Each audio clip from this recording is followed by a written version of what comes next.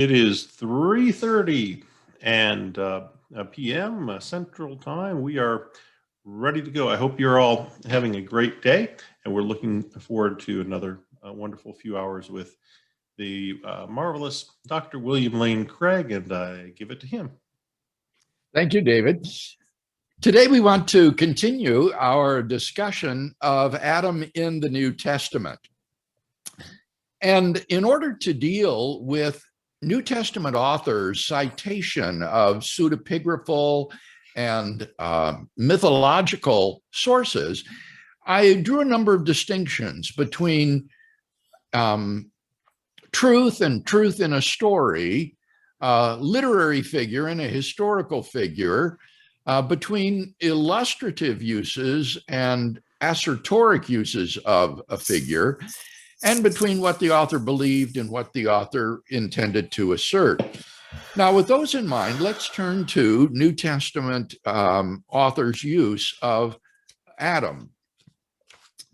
And I first look at what are plausibly some illustrative uses of Adam.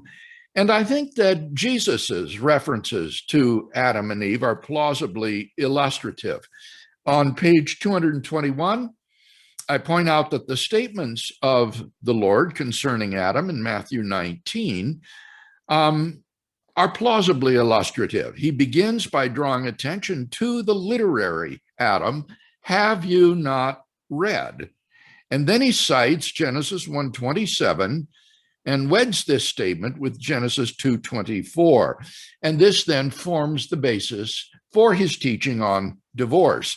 So what Jesus is doing here is exegeting the Adam and Eve story to discern its implications for marriage and divorce. He's not asserting its historicity. Another example of an illustrative use would be 2 Corinthians 11:3 on the following page. I am afraid that as the serpent deceived Eve by his cunning, your thoughts will be led astray from a sincere and pure devotion to Christ. Here, the use of the word as shows that Paul is drawing a comparison. He wants to use the story of the fall as an illustrative analogy to the dangerous situation of the Christians in Corinth.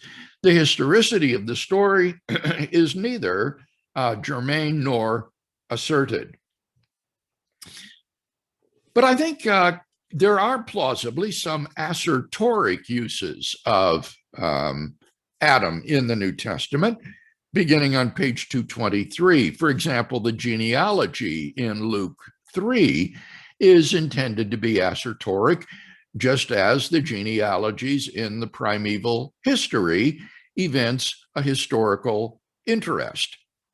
Similarly, Paul's statement before the Areopagus that God made from one every nation of men to live on all the face of the earth, having determined allotted periods and the boundaries of their habitations, seems to be assertoric rather than illustrative.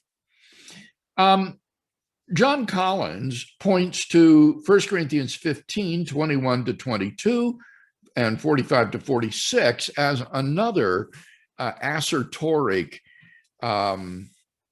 reference to Adam. I think this one is far less clear.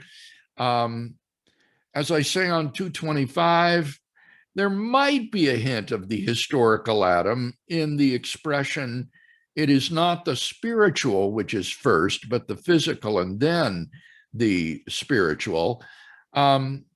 But that's not entirely clear. So I don't find the reference in 1 Corinthians 15 to be compelling. Then we come to Romans 5, verses 12-21, which I think is the most important passage to deal with. Skipping over some of the early material on that, I think it's evident that if you believe that Adam's sin was imputed to us so that we are culpable for Adam's sin, then that does require a historical Adam. The sin of a purely literary Adam could have no effect on the world outside the fiction. So look at the statement by Douglas Moo on 229. He says, the effects of Adam's act in history, universal sinfulness and death, would seem to demand an Adam who sinned in history. I might, for instance, compare or contrast Aslan from the Chronicles of Narnia with Christ to make a general theological point. As Aslan died for Edmund on the stone table, so Christ died for us on the cross. But my listeners would be quite confused if I claimed that the white witch introduced into our world a condition that Christ has saved us from. And the confusion would be quite natural. I would be positing events in our history caused by, respectively, a fictional character and a real character. Adam, as Paul makes clear, functions on the same historical plane as Moses, the law, and Christ, of whom he is the type. So the implication there would seem to be that Adam would have to be a genuine historical person. Now, I go on to dispute Moo's exegesis of Romans 5:12-21 on the basis that I don't think it clearly teaches the imputation of Adam's sin. And then I also consider the alternative view that what Adam did was introduced a corruption of human nature that we all inherit, which also would require a historical Adam. And there I agree with Moo that although this is commonly believed, you don't really find it in Romans 5:12-21.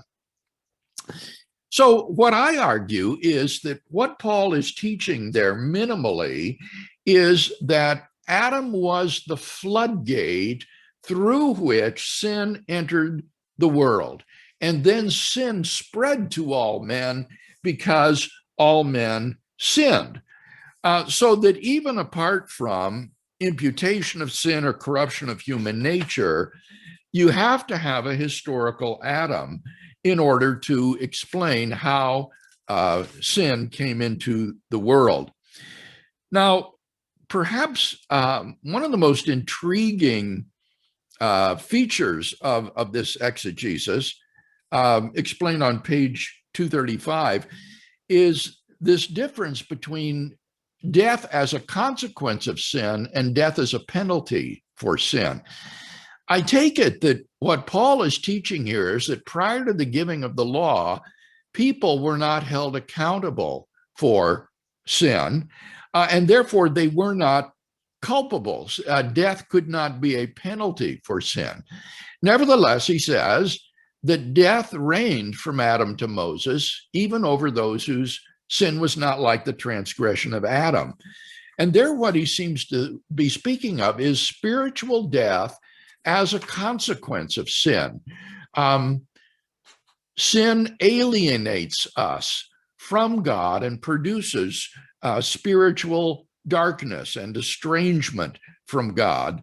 And that therefore what Paul is talking about primarily in Romans 5 is not physical death, but rather spiritual death.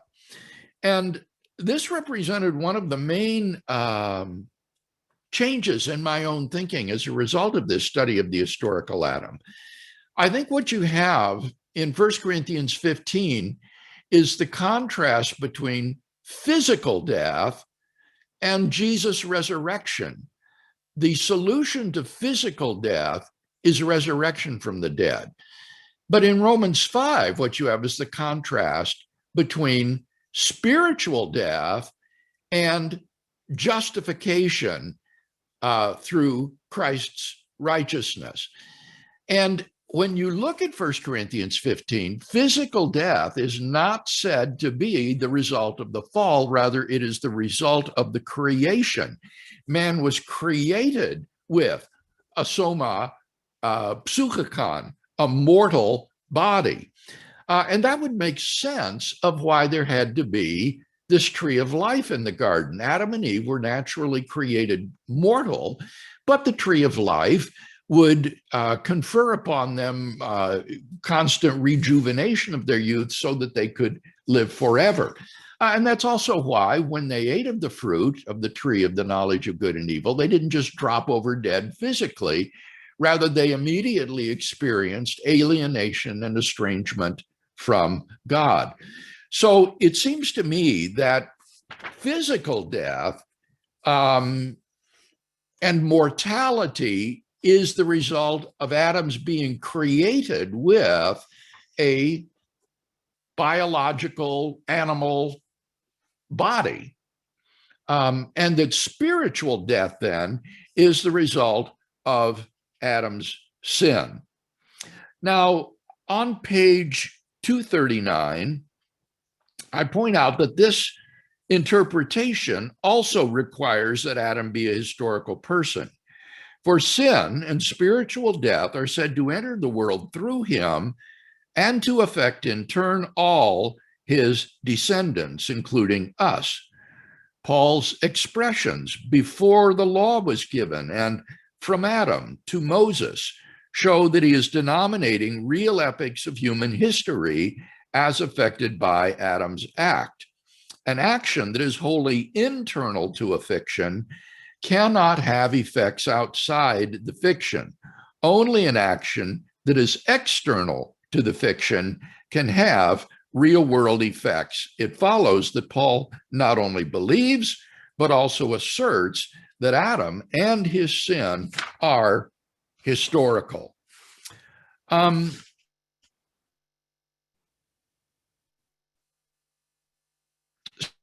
So continuing page 241, it should be evident then that the argument presented above for taking Paul to assert not merely that the Adam of Genesis is an individual rather than a symbol, but that Adam was a real person of history is not defeated by Fitzmyer's claims about comparing a symbol with a real person.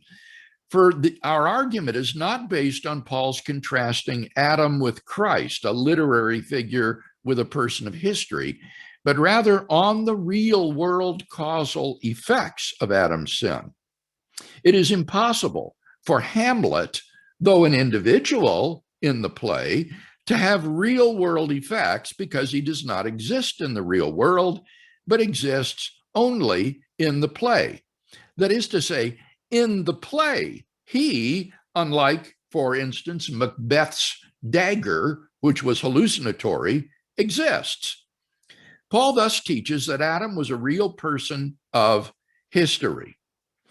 So in sum, in the conclusion, the several references by New Testament authors to mythological or pseudepigraphical figures caution us to avoid overly easy proofs of Old Testament historicity on the basis of New Testament citations.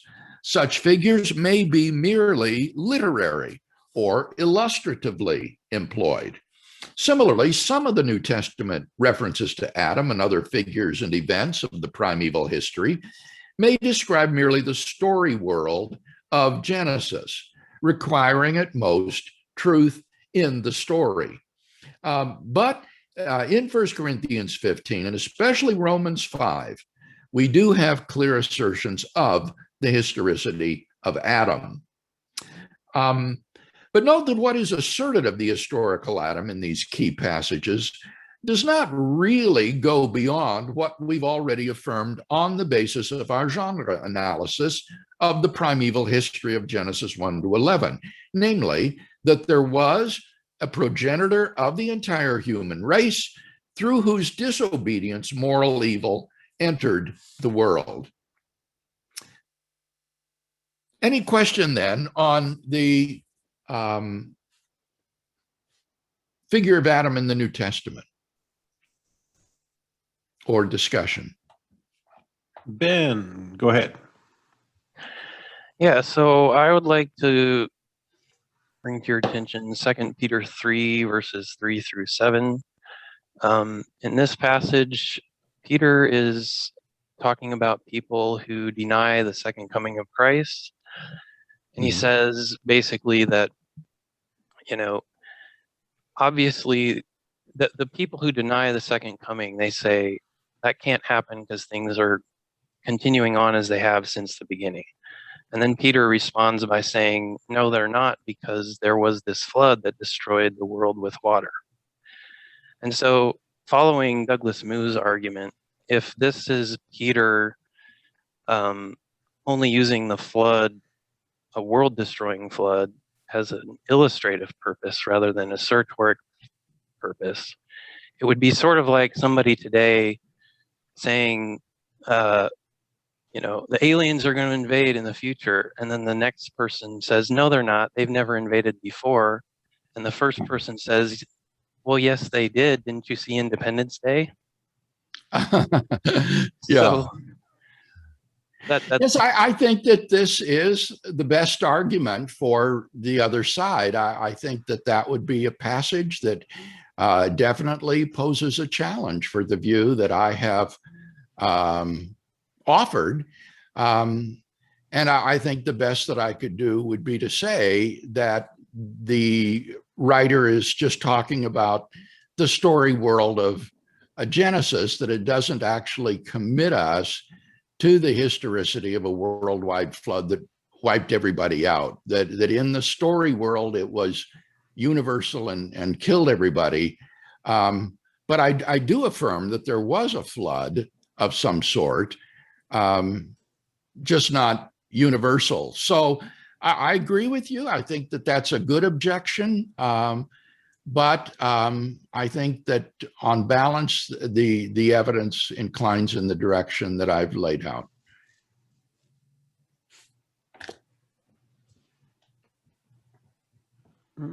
Okay. Fred. Oh, hey, Dr. Craig. Just clarifying something you said just now. Yesterday, I asked you about the historic fall.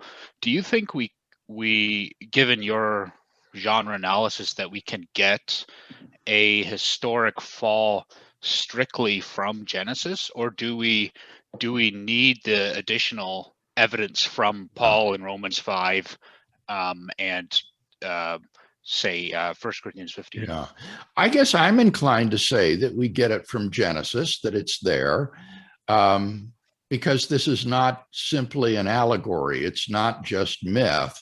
If it were pure myth, I would agree that we couldn't. But given that it's mytho-history, I think that we do get it there. But then Paul really makes it, I think, decisive. Thank you. All right. The next question is from Robert. And Robert, correct me if I'm wrong, but I think you don't have a microphone. So I'll read it. Okay.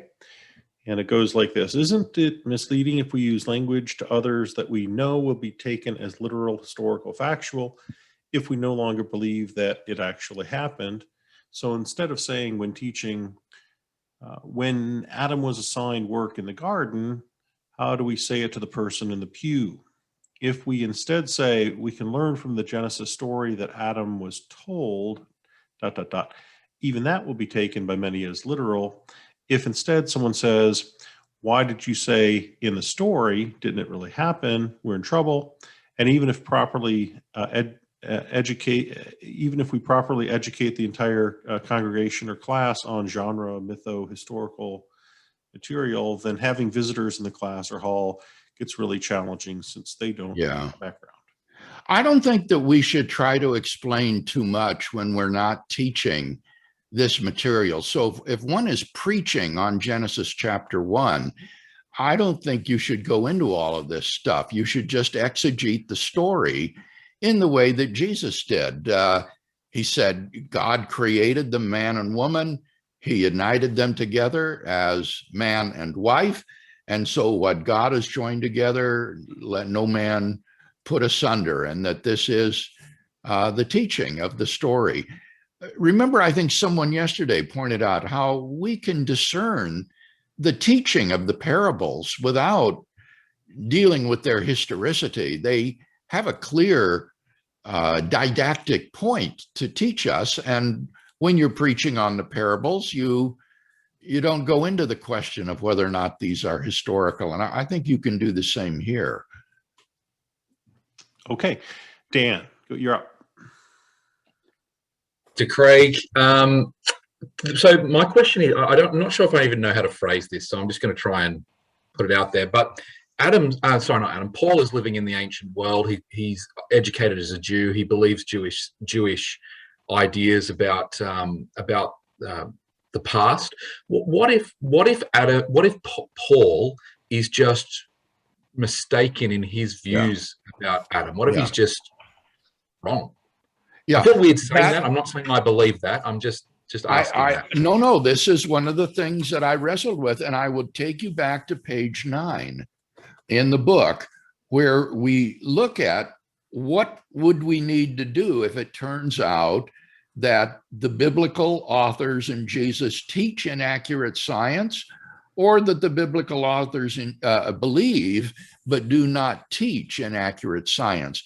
And I suggested how one might revise one's doctrine of inspiration to accommodate either of those. So that scenario that you just mentioned, which number of people would take, Kenton Sparks would take that view, Peter Enns would take that view.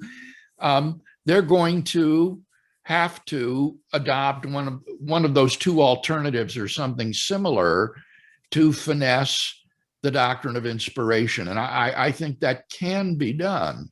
But I'm not persuaded that we need to do that. Yeah, no, great. Thank you. That's a very relevant question. Thanks. Christopher. Okay, thanks. Maybe this will come up later, but I will ask away. So when I started to try to integrate evolutionary perspectives with my theology, there was obviously a problem with the fall, and one of the problems was that it seemed that the fall wasn't needed in order to explain why humans were morally conflicted, because that would be somehow expected.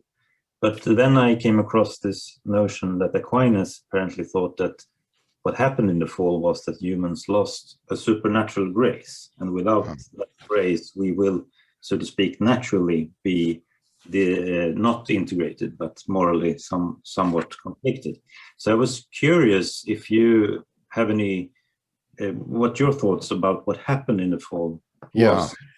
Well, I'm not persuaded that Aquinas's view is right, because that I don't think it's taught scripturally, and it still involves this idea of the hereditary corruption. Instead of saying that human nature was corrupted, he says what happened is there was a privation within human nature where we lost the supernatural grace. And I'm more inclined to the view on page 231 that Daryl Domning expresses in the quotation there, where he says, we all sin because we have all inherited from the very first living things on earth a powerful tendency to act selfishly, no matter the cost to others. Free will enables us to override this tendency, but only sporadically and with great effort. We more readily opt for self. This tendency in all of us is what our tradition calls the stain of original sin.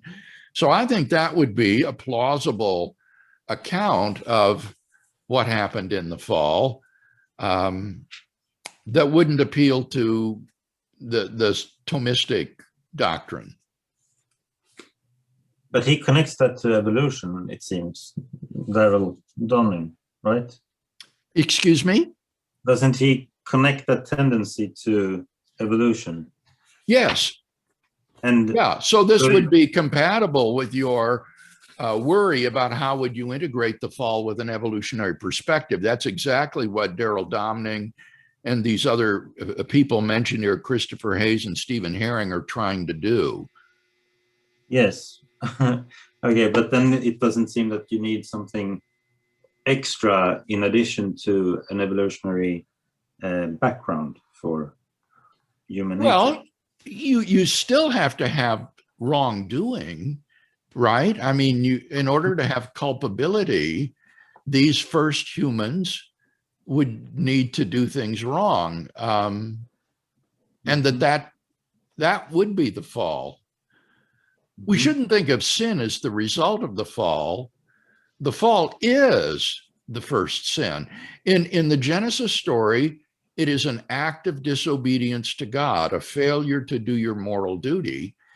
And it seems to me that we can affirm that on an evolutionary perspective. Okay, so that's the last question for now. Okay, thanks. All right, well, then I guess we should take our 5-minute break and come back at the top of the hour.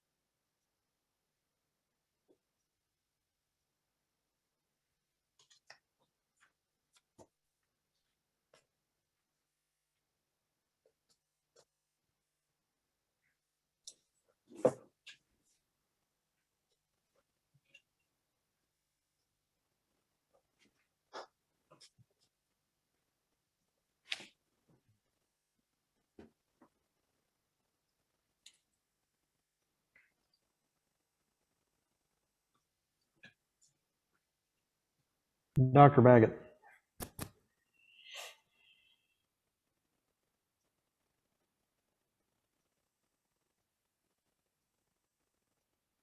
Dr. Baggett has disappeared. Yes, I think he is. I guess I could ask. I could ask you too, Dr. Craig. Have you guys decided what the those of us that are taking it for college credit, how we'll be graded? Well, there will be a final exam administered, and David Baggett will do the grading. Yeah, I knew he was doing. So the he grading. and I have talked a little bit about what questions might be on it. I don't know if he's going to give out the questions in advance. You'd have to talk to him. Yeah, I don't know. I know that the Molinism class I took in the fall, we had 4 essays in a month to do it or something like that. And then, Oh, I see. More of a take-home kind of thing. yeah, That yeah. might be the case here too. Then I don't know.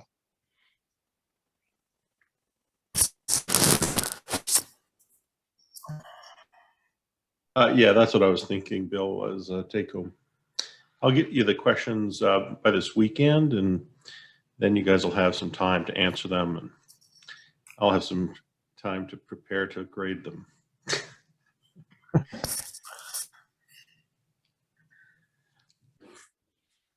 It's a good thing the Lord redeems the time, or helps us to do it.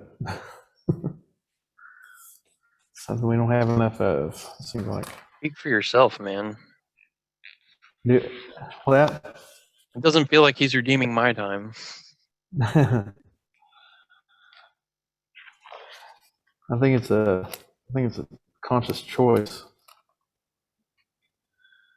Think of that passage, redeem the time for the days are evil. Could I do otherwise? What's that? Could I choose to do otherwise? I'm sure you could. Well, it's the top of the hour, so with David's permission, I think we'll resume, okay? Yes, sir. Good. Well, now we turn a major page to the second half of the book to look at scientific evidence pertinent to the historical Adam. Now, given the mythical nature of the primeval history in Genesis 1 to 11, we can't determine exactly when Adam and Eve lived. Rather, it is to modern science that we need to turn in the attempt to locate Adam and Eve in prehistory. Now, in one sense, science has absolutely no interest in this question, since it doesn't accept the existence of an Adam and Eve. But on the other hand, it is very intensely interested in the question of human origins. When did human beings first appear on this planet? And this study brings together a surprising number of different scientific fields, such as paleontology, paleoanthropology, paleogenetics, paleoneurology, paleoproteomics, and I'm tempted to say paleoarchaeology. That is a very, very old archaeology. And so to understand this, I first lay out some of the scientific framework because these notions are unfamiliar to most of us laymen. And so you see there, I first talk about the time scales that are relevant, and then the notion of the glacial and interglacial cycles over the last 450,000 years, and then the archaeological time scales, which interestingly enough, are not unified. In Africa, you have the so-called Stone Age, whereas in Eurasia, archaeologists talk about the Paleolithic, and these don't always line up exactly, adding to the confusion. Then I talk about paleoanthropological classifications, and I just want to draw your attention to page 252, where we have the current best understanding of the classification of apes and humans.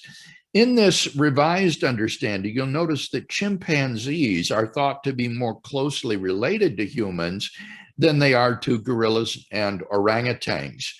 And so chimps and humans are classed together as hominines, and then humans are classed as hominins. And if you want to get these this vocabulary straight, it's important to understand the differences. A hominin is a reference to any organism that lies on the human lineage after the divergence of that lineage from the one leading to chimpanzees. So the lineage leading to Homo would also include Australopithecines, which is an extinct genus of hominins.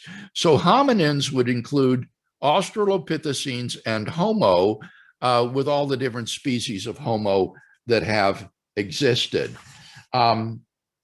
Whereas hominids, with a D, would include orangutans, gorillas, and chimps and humans. So that difference in vocabulary, I think, is important to note if you want to talk intelligently about these things.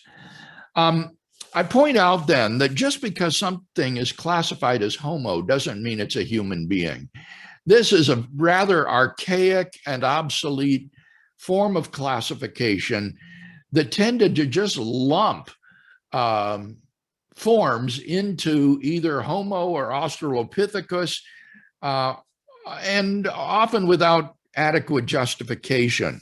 So on page 255, you see an evolutionary chart of various Australopithecines and Homo forms, hominins, terminating there in Homo sapiens.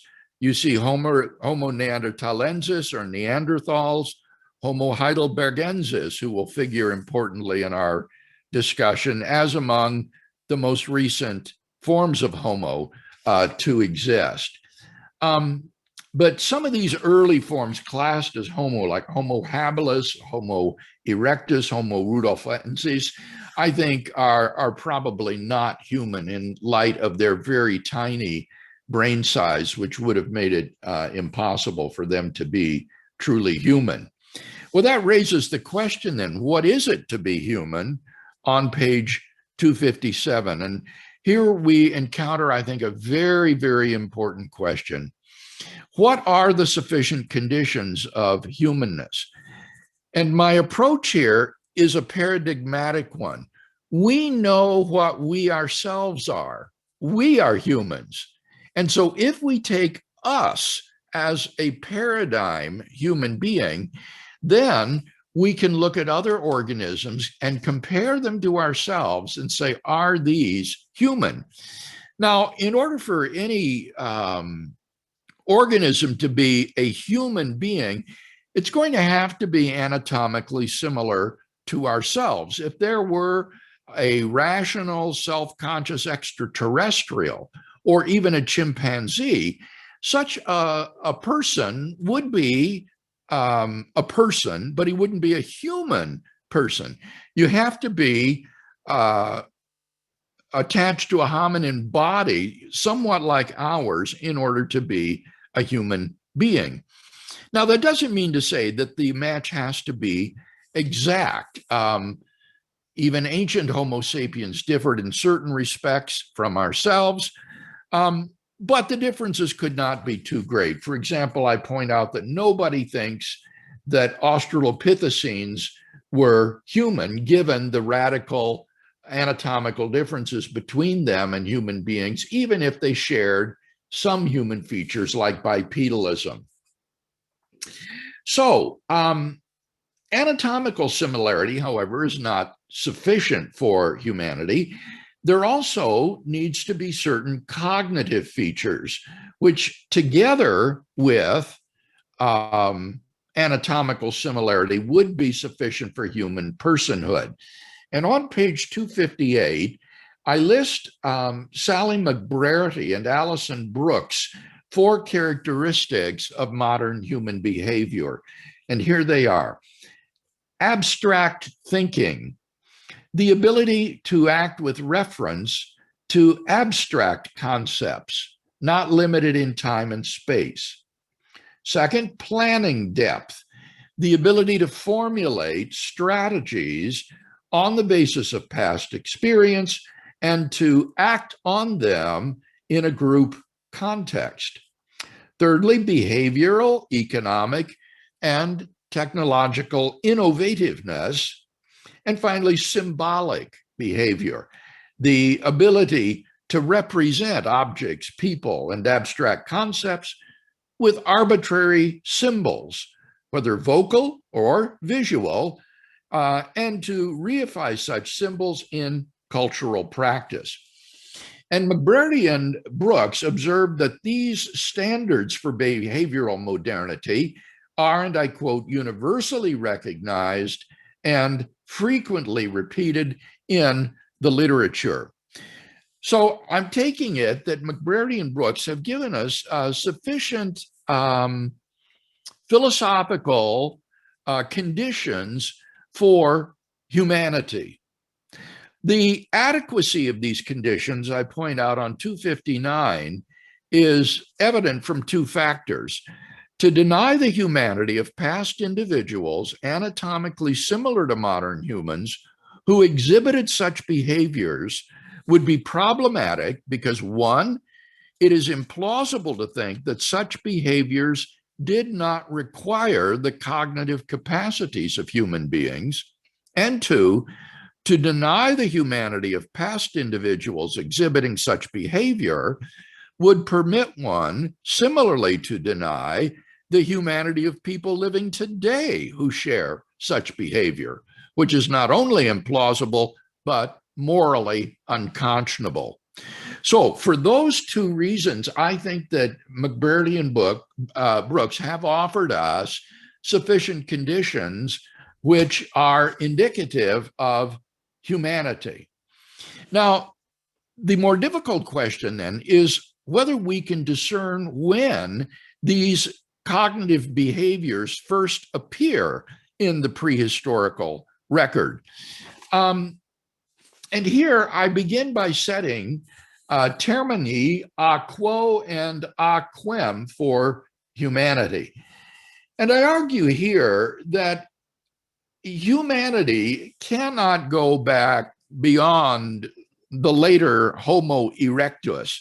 When you look at Australopithecines, you look at Homo habilis, Homo rudolfensis, and early Homo erectus, you're dealing with very tiny brained creatures that simply didn't have the brain capacity for these modern cognitive behaviors, and therefore were not human.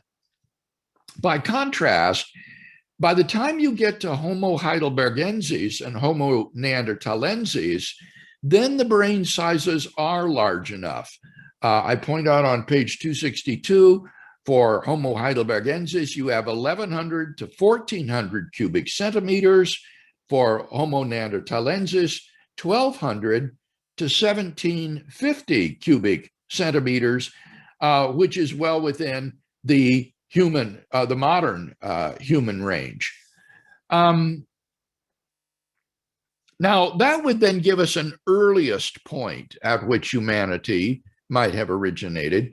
What about the latest point at which it might have originated? Well, here I think that the beautiful cave art from the Upper Paleolithic, such as was found at Lascaux 17,000 years ago, and Chauvet 30,000 years ago in France, was undoubtedly created by human beings. No one looking at this cave art can think that this is the product of beasts. These are artists. And I would encourage you to go online and look at Google Images and look at these pictures in color, because the black and white images in the book just don't do justice to it. Unfortunately, Erdman said that the price of the book would skyrocket if we had color plates in the book. And so we had to go with these gray tone reproductions. But look online at the originals, and they are truly stunning. The picture of the Pride of Lions at Chauvet just astonishes me. If I were to ask this class, all right, each of you take out a piece of paper and a pen and draw a Pride of Lions, can you imagine the stick figures and the absurd elementary drawings that would be turned in? This man who produced this drawing in Chauvet was a Michelangelo, a Stone Age Michelangelo, just fabulous. So I think there's no doubt that by this time humanity was on the scene. So any attempt to date the origin of humanity later than this cave art is excluded, I think. I also draw your attention on 264 to these hand stencils that appear around the world, in Argentina as well as in Indonesia and Europe. These give me chills when I look at these hand stencils. I feel, as I look at them, almost as though these people who made them, who laid their hand against that wall, are reaching out across the millennia to touch me. When I look at this, I think I am confronted with a thou. This is not the result of some sort of a beast. This is clearly humanity. So I think that we have then a terminus ad quo and a terminus ad quem for the origin of humanity. And the question then will be, now, can we narrow this window somewhat to get a more precise idea as to when humanity originated? And that will take us to the next chapter in the evidence of paleoneurology. Let me pause, though, to see if there's any discussion about what we've said so far with respect, especially to these criteria for humanity and the behaviors that are evidenced by it. So far, 3 questions, beginning with Hunter. Yeah, so I've taken a few classes with Nancy Piercy here at HBU, and I was talking to her last night about this, actually. And I saw that you responded to her. She likes to use that sacred-secular split used by Schaeffer. And so I see that you're differentiating between personhood and humanity in some ways here. So how do you handle that differentiation between personhood and humanity as it relates to issues today, like euthanasia or abortion when they say that somebody is human but they're not a person. How do you? I'm handle not those sort of trying to, issues? no, I think you misunderstand me. The division between personhood and humanity is not to say that there are some humans that aren't persons. It's to say that there could be some persons who aren't human. There could be Klingons, for all we know. Have you ever watched Star Trek? Or, or Vulcans? There could be extraterrestrial life, intelligent life. And so I'm leaving open the possibility that there could be persons that aren't human. Well, angels would be a great example. I think angels are persons, but they're not human persons.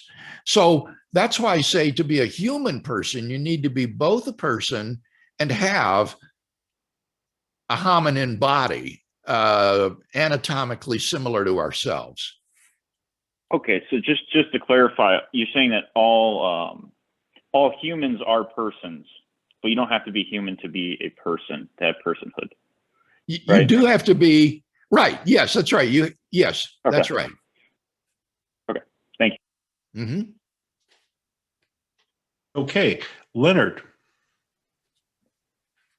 So my question has to do with respect to the soul. Where does having a soul come in with respect to how these four behaviors that we've outlined plan out? Would we say that the soul grants these four behaviors the capacity to be able to do those sorts of behaviors?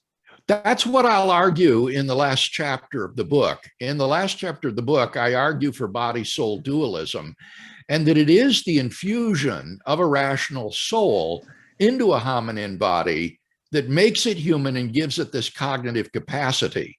But obviously, at this point in our exploration, it would be pointless to introduce the soul because the soul isn't scientifically observable. And so what we have to do is we have to look for evidences of the rational soul, and that would be in these cognitive capacities that McBrady and Brooks talk about that are characteristic of modern humanity. Okay, thank you. I also wanted to comment as well on the Chauvet cave paintings. Just looked some of them up on the side. I see some really cool pictures there of a rhinoceros or something that looks very similar to it. And I thought that was one of your favorite animals, so I was surprised you didn't include that in the book. I know, you're absolutely right. I saw that rhinoceros and was tempted. I love rhinoceroses, but the pride of lions was so masterfully done. That had to be my choice, I think, than the rhinoceros. But yes, thank you for mentioning that. All right, Steve. Maybe a little bit of a similar to what Leonard was getting at with the soul, but I was wondering how a sense of religion or a religious sensibility or a sense to grasp God, how that plays in. I mean, I understand our scientists have criteria and they're all fair and good. They made sense to me.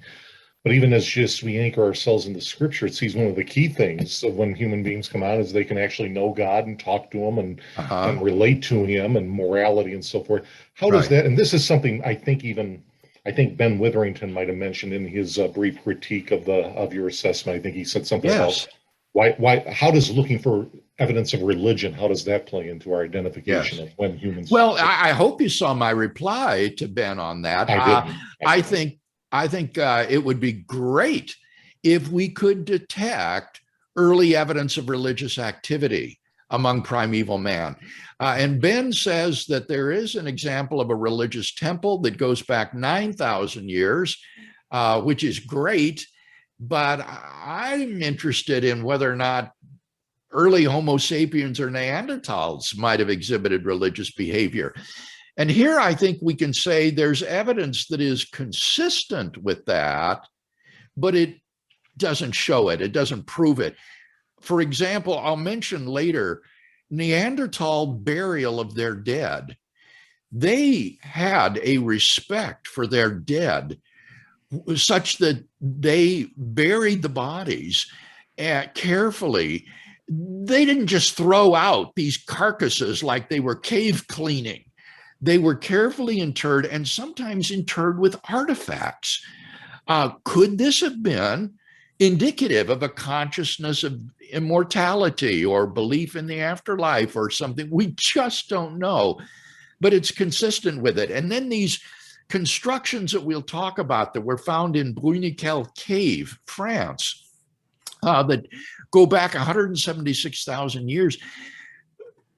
Archaeologists have no idea what these could have served as. Could they have been altars? They had places where fires were built on the structures all around the circle inside this cave. It could have been that these were primitive altars that served a religious purpose. So again, we're just frustrated. It's kind of like looking for language ability. You know, you can't detect language ability directly until writing is invented, but it undoubtedly long preceded writing. And similarly with religious belief, how do you detect that until they can do things like build temples and write text? So I fully share your interest in any sort of glimmerings of religious consciousness in early man, but it's just very uncertain. Fair enough. Christopher. Yeah, thank you. I had a follow-up question from earlier. Would it be correct to say that you don't think that Adam was in a privileged position as compared to us, apart from maybe not being shaped by a potential sinful? Well, I have to say, in his pre-fall condition, it would seem right to say that he enjoyed an intimacy with God that was unalloyed by sin and separation. And all of us labor under that burden and that alienation from God that is a result of sin. So in his pre-fall state, I wouldn't have any problem at all with thinking that Adam walked closely with God in a way that we don't. Okay, that comes quite close to the Aquinas position, it seems to me, but maybe that's yes, the question would be whether or not there is a sort of privation of Adam's nature that takes place when he sins. If you find that helpful, I have no objection. Okay. Yeah. Okay. Thanks. And Dan. Thank you. So my question goes a little bit back, I think, a bit more to the previous chapter, but it's connected. So if I'm understanding right, the conclusion of that chapter is that Paul is asserting that Adam is a historical person who really existed. Yes. Then it feels strange that we're suddenly looking back to the very prehistoric past to find who Adam was, when Paul, I don't think, would have had any understanding of that. So I was just wondering if you can connect that a bit better for me to understand if Paul's asserting there's a historical Adam, but had no concept of who we're talking about Adam could be, how do we understand that? It is because of Adam and Eve's universal progenitorship of all mankind. I wouldn't suggest that Paul had an idea of when Adam lived. Although, as you'll remember, I pointed out that even in the ancient world, they were already aware of how old the world is. But I do think that Paul, as it shows in Acts 17 and also in Romans 5, believed that Adam was the first human being from whom all humanity is descended. So when we turn to the scientific evidence to say, when did the universal progenitor of all mankind live? You're going to be looking for the very first human being on this planet. And it's going to be far too late if you're looking around 10,000 years ago, because, as I say, the evidence of Lascaux and Chauvet showed that there were already human beings with aesthetic sensibilities that lived far earlier than that. So I think you've got to go back at least that far to look for Adam. But I don't think you need to go back as far as Homo erectus. By the time you get that far back, then you don't have the brain capacity to support these cognitive behaviors. So it's got to be somewhere in between those two markers, I think. Is that clear? Do you see my thinking on that? Yeah, I do. I suppose I'm just trying to put myself in Paul's shoes and think, well, when he thinks about Adam, who does he think Adam is? And it feels that whatever that would have been, it seems that it's more likely that Adam would have been, you know, the dad of Cain and Abel and the husband of Eve, more so than Homo Heidelberg. Well, he wouldn't have that thought at all. You know what I mean? Like he wouldn't have been thinking of it at all in those terms. Don't you agree, though, Dan, that Paul would have thought that Adam was the first human being? Yeah, definitely. And that's enough to say, okay, where are we going to find the first human being that's ever lived in history? Sure.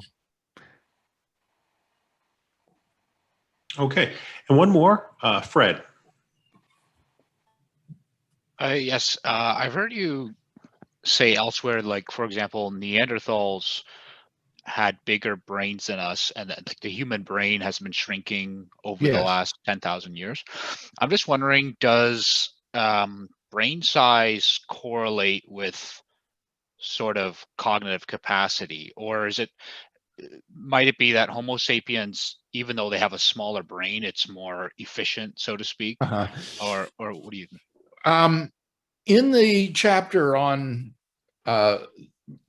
brain evidence, I point out that there's a difference between absolute brain size and the encephalization quotient. Elephants, for example, have bigger brains than we do, but they're not more intelligent than we are, and they have a lower encephalization quotient, which is a complex ratio of brain to body size. And so you want to consider both the absolute brain size and the encephalization quotient in determining cognitive capacity. And there is definitely a correlation. A little marmoset that has a little tiny brain, or a cat, just doesn't have the ability to support the kind of cognitive behaviors you're talking about. On the other hand, you could have a big monstrous brain like a whale, but it wouldn't have those cognitive capacities either, because it wouldn't have the complexity that the human brain does. So it's a combination of these two things. So can we, the second thing you talked about, I can't pronounce it, but can we measure that in these like Neanderthals and Homo heidelbergensis? Can we, like, not the brain size, the second?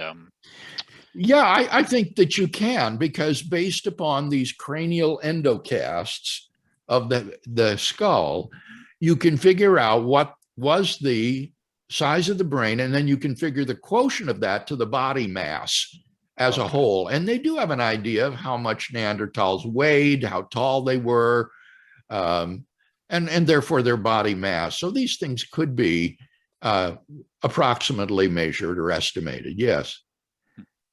All right, well, maybe we should take our break for 5 minutes and then resume.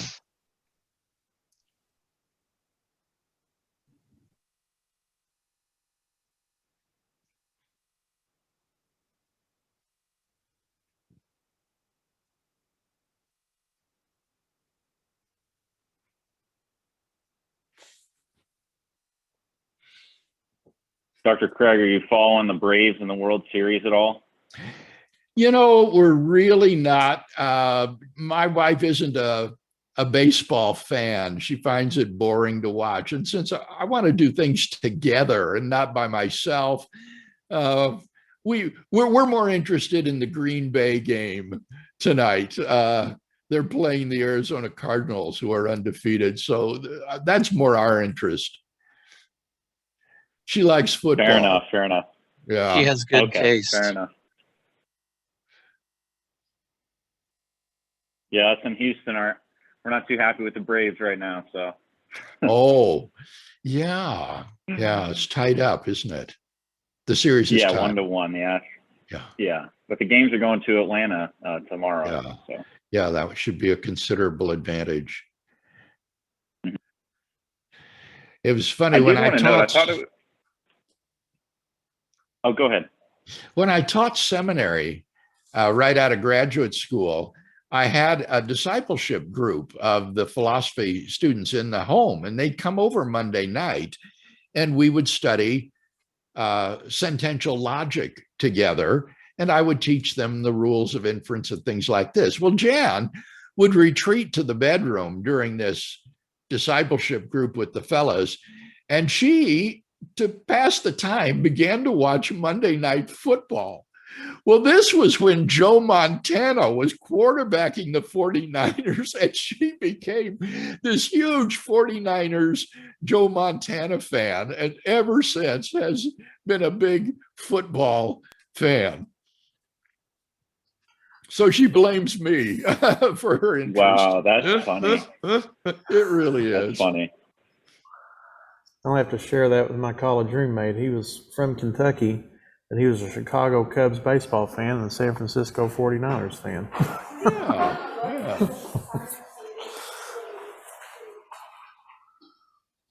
I just thought it was so ironic that the MLB, with the whole the voter ID, they pull the All-Star game out of Atlanta, and it comes to backfire because now they get 3 World Series games.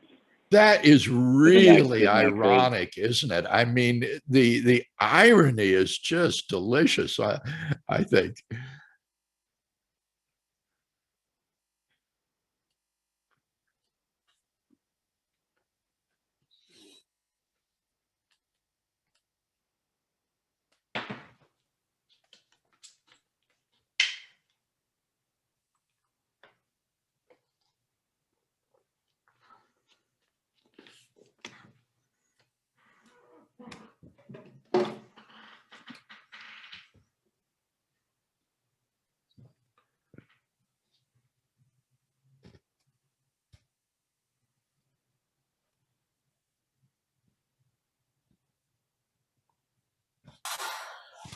Dr. Craig, I'll be meeting with my Zoom group tonight discussing your debate with Sam Harris. Anything? Oh, that's right. Anything you'd like me to tell them? Pass it along. Oh, well, maybe just one little anecdote. In the debate, I quote Harris, who is quoting somebody else, and he quotes this other person approvingly, but it is a quotation of a quotation. And I thought, I could get in trouble if I say that he said this. But then I found in his footnotes at the back of the book a place where he says exactly the same thing as the guy that he was quoting. And so that was what I referenced then in my speech. And afterwards, he came up to me, and the first thing he said after the debate, he said, was that quotation was not from me. That was from somebody else. And I said, I understand that, Sam, but if you look on page blank footnote 300 or something like that, I said, you said the same thing in your own words. And I handed him the page from my speech so that he would have the reference. And so I found a certain delight in that. How did he respond to that? Did he laugh? No, but he was rather surprised, I think. He thought that I had misrepresented him when in fact I had not.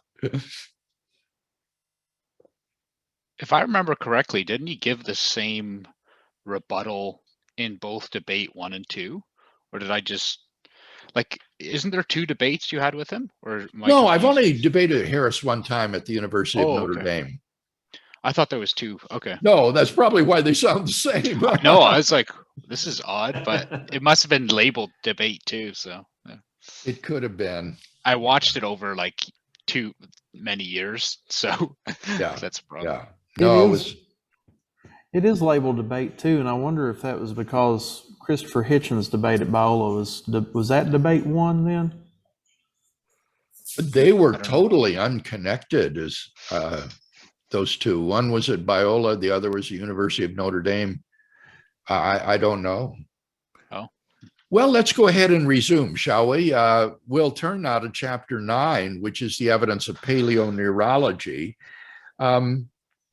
And here we begin by looking at paleontology, or paleontology rather.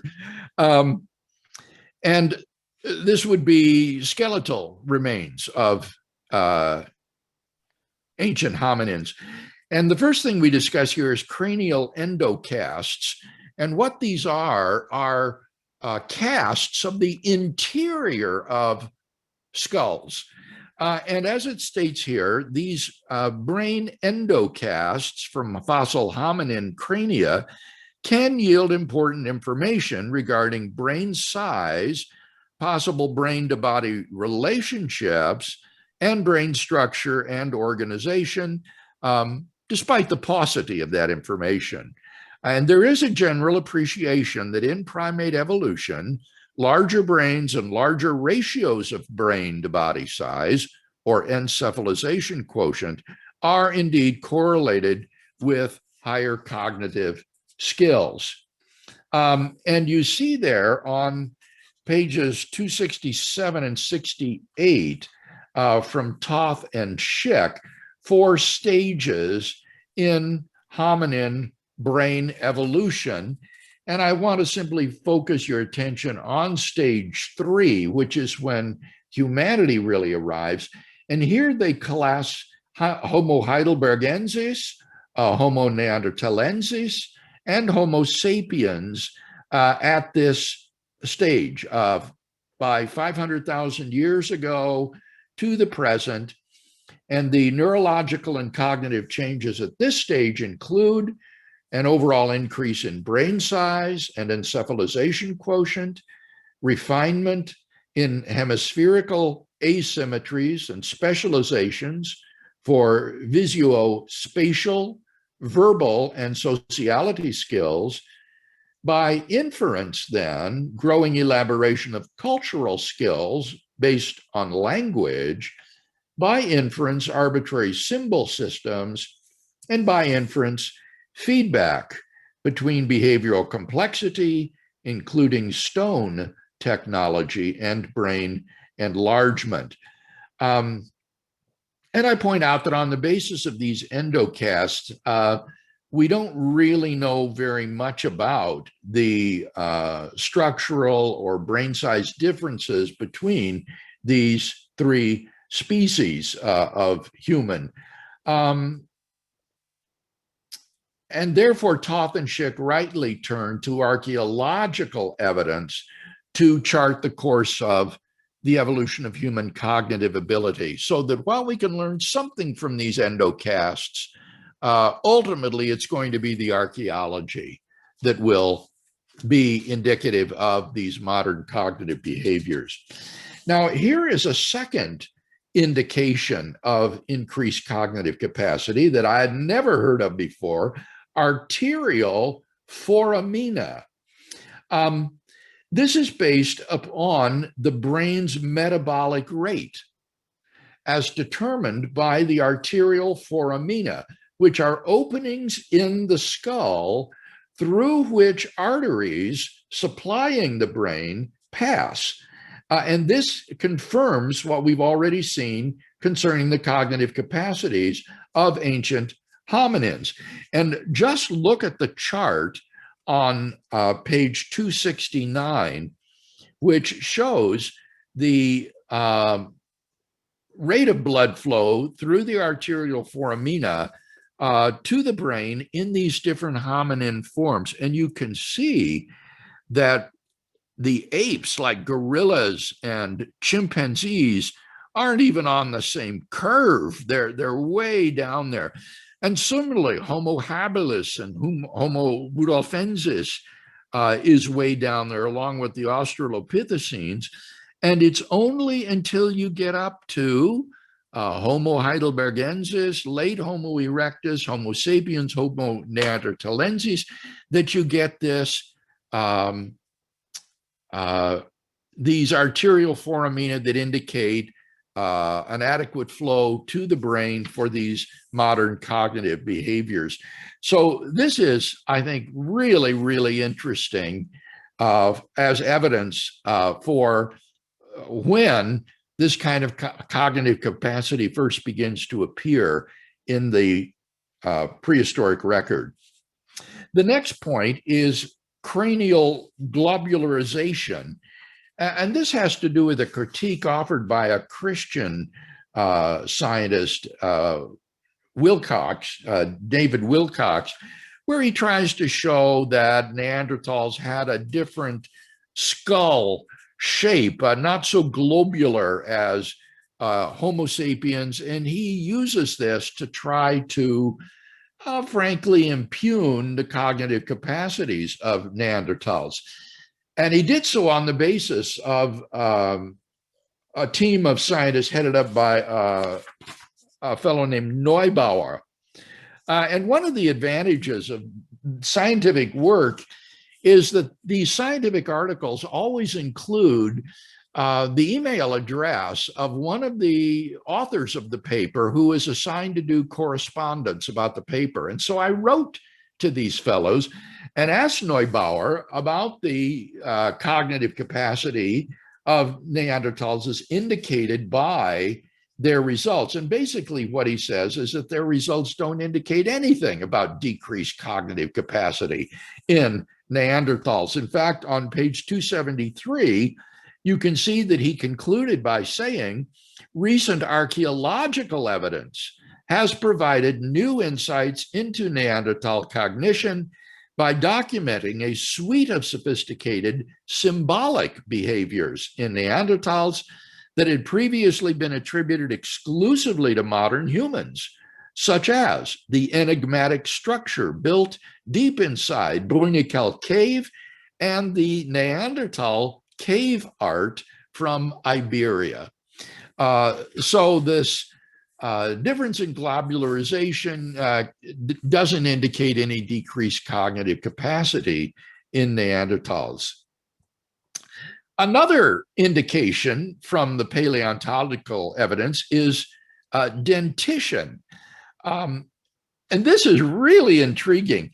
The slow growth in tooth development parallels the slow growth in brain development, so that the slow development in a hominin's teeth is indicative of brain capacity. So on 274, I quote from Christopher Dean. He says, the size of key brain components associated with learning and cognition correlates with the timing of dental development in primates, as the cost and time needed to grow and learn to use a larger brain increases. In this context, a slower trajectory of enamel growth in permanent teeth can be regarded as a life history attribute associated with the extended or prolonged growth period of modern humans, end quote. Now, there isn't a causal connection here. They're not saying there's a causal connection between the growth in your teeth and the growth in your brain, but rather this is a parallel development that when they examine the teeth of primates, you find very rapid dental growth and small brains. But when you look at Neanderthals and ancient Homo sapiens, you find this very slow dentition that parallels slow brain growth and so increased brain capacity. So this slow growth in tooth enamel that is found in these ancient fossils both supports the humanity of Neanderthals, but it also counts against the humanity of Homo erectus because it didn't exhibit the same slow growth in dentition. And finally, the last paleontological evidence that I consider is from genetics. This is undoubtedly one of the most exciting and cutting edge fields of the study of ancient man, and just constantly turning over with new discoveries. The sequencing of the Neanderthal genome in 2010, and then the discovery of Denisovan DNA has enabled paleoanthropologists to compare the Neanderthal DNA with our own DNA and to contrast these. And some of these are very significant for indications of cognitive capacity. One would be this gene called the ARHGAP11B. This is a gene that affects the generation and division of brain cells. And there was a significant mutation that occurred in this gene that belongs to the human lineage and is connected with rapid brain growth. When scientists injected this human-specific gene into the embryos of ferrets and mice and marmosets, there was an explosion of brain growth in these animals, which suggests that this gene may have a similar role in human brain development. Now, the question is, when did this crucial mutation occur? Well, by looking at the Neanderthal genome, they found that the same mutation exists in Neanderthal DNA. And what this means is that this mutation had to occur in a hominin before the divergence of Neanderthals and Homo sapiens. And so this again is evidence which is consistent with the humanity of Neanderthals, since they share this crucial genetic mutation that helps to explain the extraordinary expansion of the human brain. And then I mentioned a second genetic factor, this Notch2NL gene. None of these genes is to be found in the extant great apes. But when the genomes of Neanderthals and Denisovans were examined, the same Notch2NL genes were discovered in them that exists in us. And Fides et al. Comment, the peculiar evolutionary history of Notch2NL includes a series of genomic reorganization events resulting in 3 functional Notch-related genes only in humans. The most plausible scenario is that in a common ancestor of humans, Neanderthal, and Denisovans, the ancestral pseudogene was repaired by ectopic gene conversion from Notch2. This event may have been crucial to human evolution, marking the birth of a novel human-specific Notch-related gene involved in the differentiation of neuronal progenitor cells. So again, while the genetic evidence is very sketchy, it is consistent with the humanity of Neanderthals and Denisovans along with Homo sapiens. So any discussion of this evidence of paleontology? No questions have come in on this material yet. If anyone is typing, give you a second.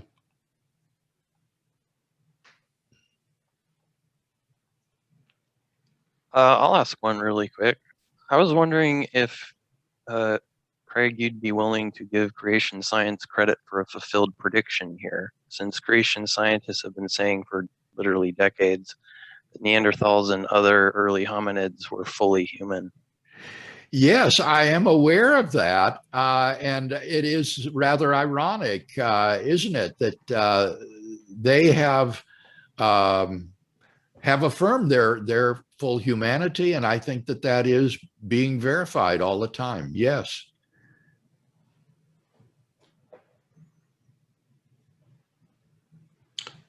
Okay, well, if no other questions, we can. Okay, well, then let's go on to chapter 10, which is the evidence of archaeology. And I point out that while the paleoneurological evidence provides significant support for humanity's origin prior to the divergence of Homo sapiens and Neanderthals, still the most important positive evidence for the historical presence of human beings at any time will be the archaeological evidence for these modern human behaviors. Now, you remember that Brady and Brooks identified 4 widely recognized conditions that are sufficient for modern human behavior: abstract thinking, planning depth, behavioral, economic, and technological innovativeness, and symbolic behavior. Now, the obvious difficulty is, how do you detect the presence of these sorts of cognitive behaviors? I've already mentioned the difficulty with language. Until you have writing, how do you know whether or not these hominins were language users? Well, McBurney and Brooks argue that there are a number of what they call archaeological signatures of modern human behavior that provide tangible traces of the 4 behaviors noted above. And these are on page 281: ecological aspects, technological features, economic and social features, and symbolic features. Now, these signatures are not correlated 1-1 with the 4 types of modern cognitive behaviors. For example, ecological aspects would manifest both planning depth and behavioral, economic, and technological innovativeness. So there would be a mixture of these. And then McBurney and Brooks tabulate what some of these archaeological signatures of modern behavior would be. And these are listed on page 282. I won't go through the entire list with you, but I want to draw your attention to the charts on pages 284 and 285, which list some of these most important archaeological signatures and how far back in time they recur. You notice that these charts are according to thousands of years. So as you go from right to left, 100,000, 200,000, 300,000, 400,000, 500,000 years ago. And on the right, you find different archaeological signatures, such as images, beads, conventional construction, bone tools, barbed points, burials of the dead, mining, fishing, big game hunting, grindstones, long-range transport of goods, points, hafting, that is to say, connecting stone points onto wooden implements to make things like spears or arrows, and then pigment processing. And you can see in Africa, back to 500,000 years ago in some cases, in the Near East, also back hundreds of thousands of years ago, and in Europe, nearly as far back to 400,000 years ago. So these archaeological signatures give evidence of the very early appearance of modern cognitive behaviors. Pardon me. And I think one of the most exciting aspects of the research that I did was just how year after year after year, these boundaries are pushed back by archaeologists finding earlier and earlier evidence of these archaeological signatures. Some of them were from last year, from the year 2020. Just remarkable. So let me just ask, well, no, I think we'll take our break now, and then we'll come back and I'll examine a few of these archaeological signatures that struck me as especially significant.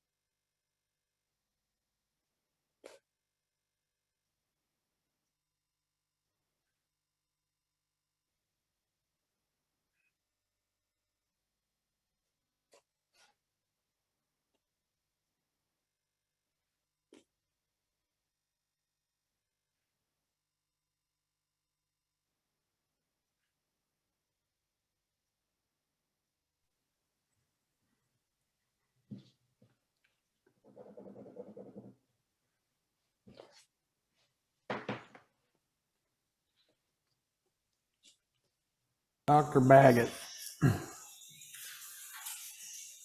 I have a question for you. Uh-huh. What kind of microphone are you using?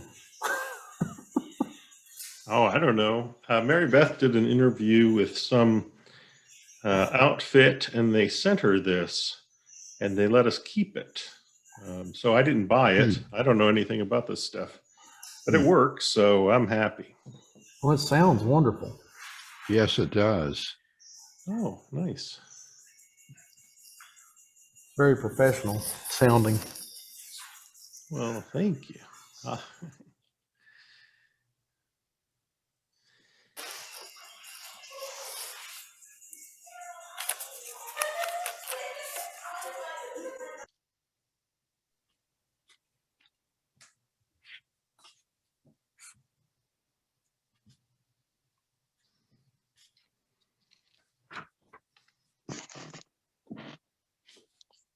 Hey, Dr. Craig.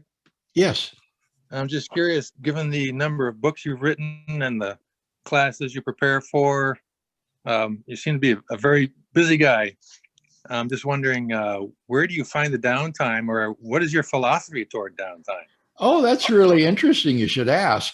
I have a very strict schedule where ever since seminary, I promised my wife that I would not study in the evenings or on the weekends, that was her time. And so when I quit at 6 o'clock in the evening, normally at this time, she and I spend the evening together. And then on Saturday and Sunday, I don't do any studying. We spend that time together. And that's when we have time for relaxation and things of that sort. Okay, fair enough. Yeah, first things first. What time do you start in the morning, Dr. Craig? Well, I get up at 5:30 and start things then. I don't start studying right away. I exercise and eat and shower and shave and things like that, and then get to work.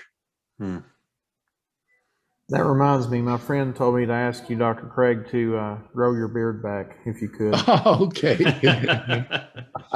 All right. Well, now let's look at some of these archaeological signatures that especially struck me. And the first one would be signatures in the area of technology.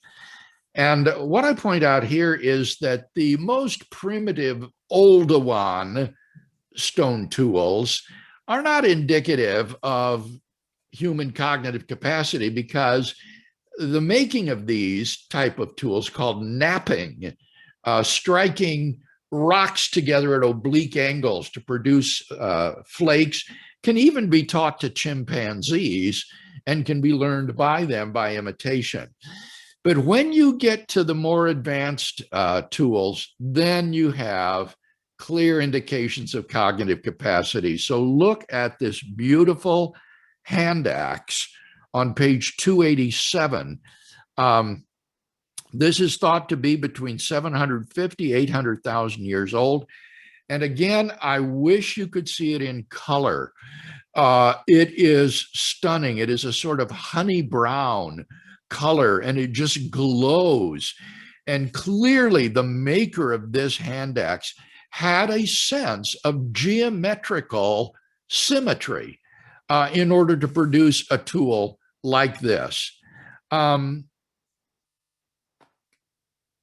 So I think thereby he does reflect a genuine modern cognitive capacity. Then I talk about blades, which are flakes that have a ratio of twice as long as they are wide. And these are more difficult to produce and have also been found very, very ancient.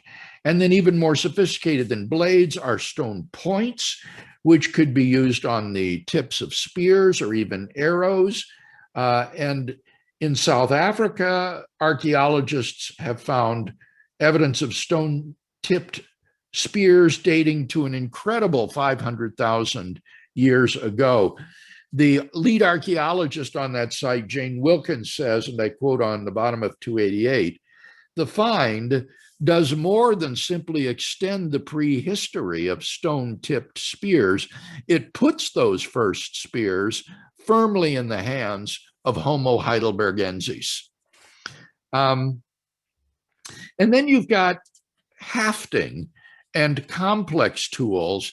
This is even more technologically innovative because it involves attaching points or flakes to stone handles or to wooden handles or spears.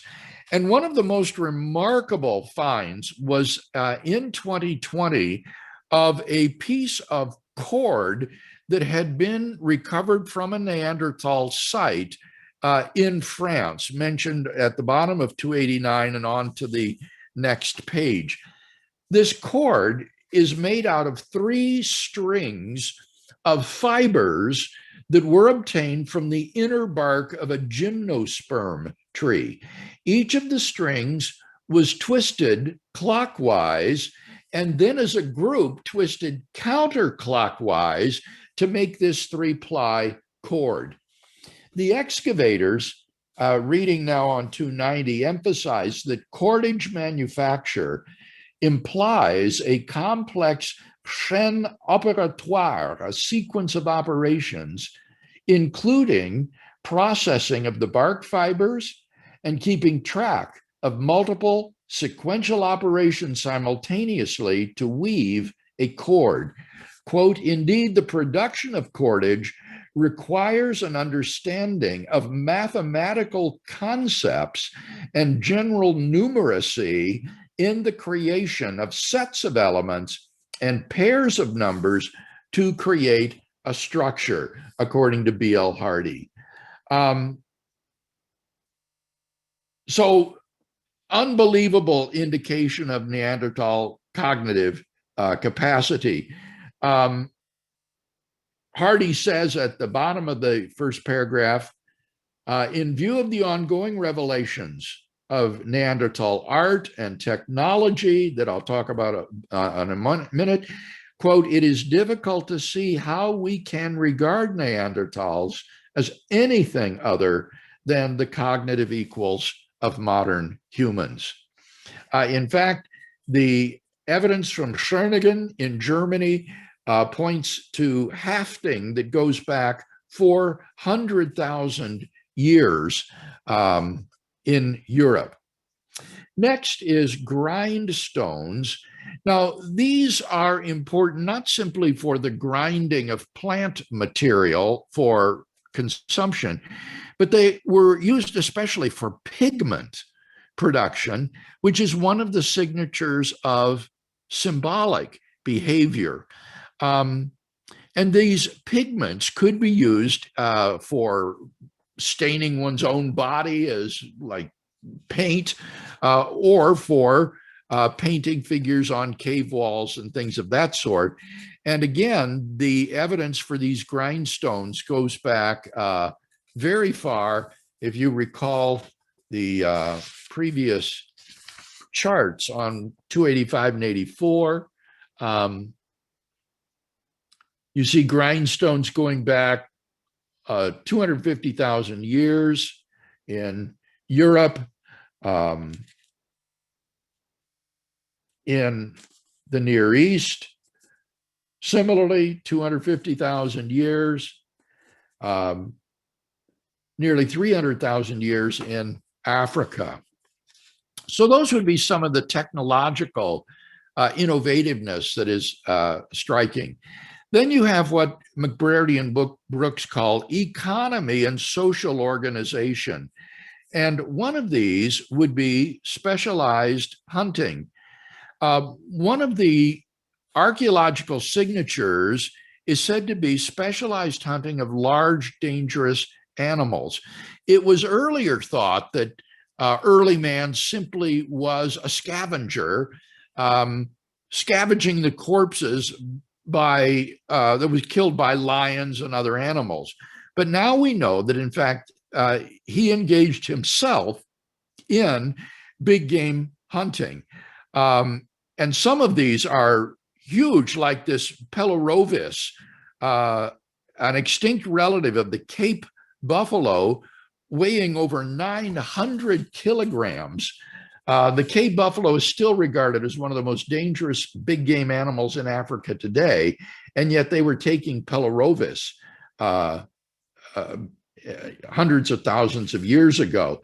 They hunted in Europe bison, rhinoceros, bear, and then they would not simply kill them, but they would butcher them. The evidence for butchery of these carcasses is evident in the cut marks on the bones that were left behind.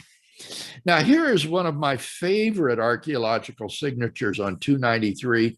This is the evidence of the Schernigen spears.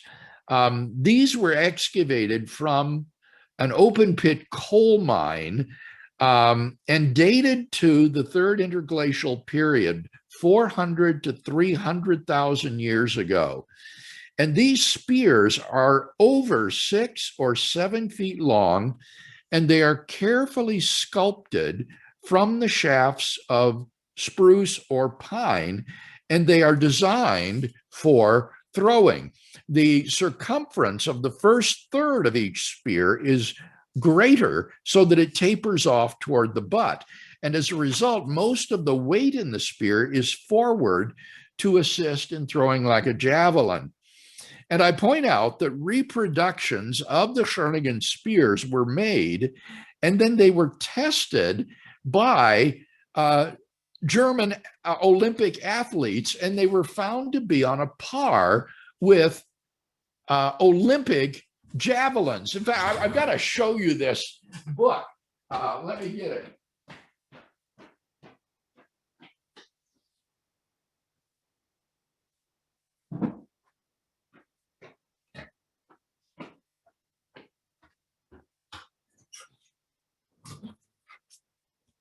This is a book by Helmut Thieme, the excavator at Schernigen, on the Schernigen spears. It's in German.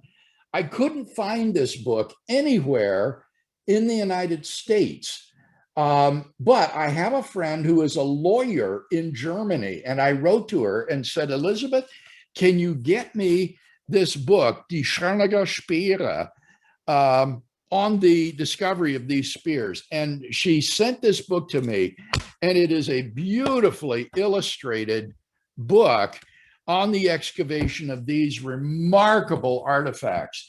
And having studied for my theology degree in Germany, I was able to read the articles there, including the articles on the use of the reproduced spears by the German Olympians. And these spears had a comparable range, distance, penetrating ability, and accuracy with the modern Olympic javelins. Clearly, these were the product of human beings. Moreover, the hunters evinced a hunting strategy. They apparently pinned a herd of wild horses against a lake to slow their escape, and then they speared them and butchered them there. Now, unfortunately, there were no human remains found with the spears at Scherningen. But at Boxgrove, England, we find human remains with a similar spear that was found. And this dates to 500,000 years ago. And the remains at Boxgrove are associated with Homo heidelbergensis. So these spears go back incredibly far into the past, even before the appearance of Neanderthals and Homo sapiens.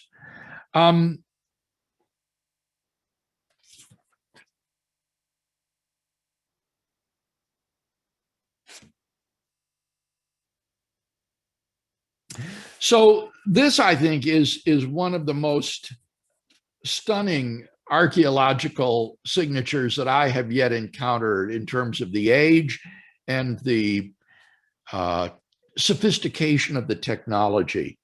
And then the next one is the structured use of domestic space on page 296. And what it's talking about here is the way in which different areas of the cave would be set aside for different activities like stone knapping or hearths where fires could be built and so forth. And one of the most striking examples of the structured use of domestic space comes from Bruniquel Cave in France. No human beings had opened or gone into this cave since its natural closing in the Pleistocene epoch, and then its reopening in 1990. So they knew that the remains inside were undisturbed for all that time. The cave itself is a long snaking corridor, about 10 to 15 meters wide, 4 to 7 meters high, and 482 meters long. And the structures are found in a room in the cave at an astonishing depth of 336 meters, which would place them in total darkness. And these structures consist of rings of about 400 whole or partial stalagmites weighing 2.2 tons and calibrated to average lengths of around 34 centimeters for the long ones and 29 centimeters for the short ones. These pieces are arranged in two circular structures, one large one and one small, and then there are various smaller structures scattered about. These rings are composed of 1 to 4 stacked layers of aligned stalagmites. Short pieces were placed inside of the superposed layers as supports, and others were placed vertically against the main structure, perhaps as stays to reinforce the constructions. And I mentioned before that traces of fire are to be found on all of the structures. And you can see on page 297 in figure 10.4, the rings, and then the blackened out areas are the spots where remains of fire were found. Uranium series dating of the stalagmite regrowths on the structures and burnt bone, combined with the dating of the stalagmite tips, quote, give a reliable and replicated age of 176.5 thousand years ago, making these edifices among the oldest known well-dated constructions made by humans. Well, Neanderthals were the only human beings living in Europe at that time. And so these are remarkable constructions. Jacques Joubert, the lead archaeologist on the site, says that they are unprecedented in two ways. First, it reveals the appropriation of deep cave space by a modern human species. It would require lighting. They would have had to light torches and come into the cave and illumine the cave in order to build these structures. And then secondly, it involves elaborate constructions that have never been reported before, made with hundreds of partially calibrated broken stalagmites that have appeared to have been deliberately moved and placed in their current locations, along with the presence of several intentionally heated zones. And Joubert says that this is indicative of a social structure, an organized society that was already well on the path to modernity. Now, as I point out on page 300, we don't know what in the world would have motivated Neanderthals to build such structures. We have no idea. We can only speculate. But nonetheless, it is a striking indication of modern cognitive capacity.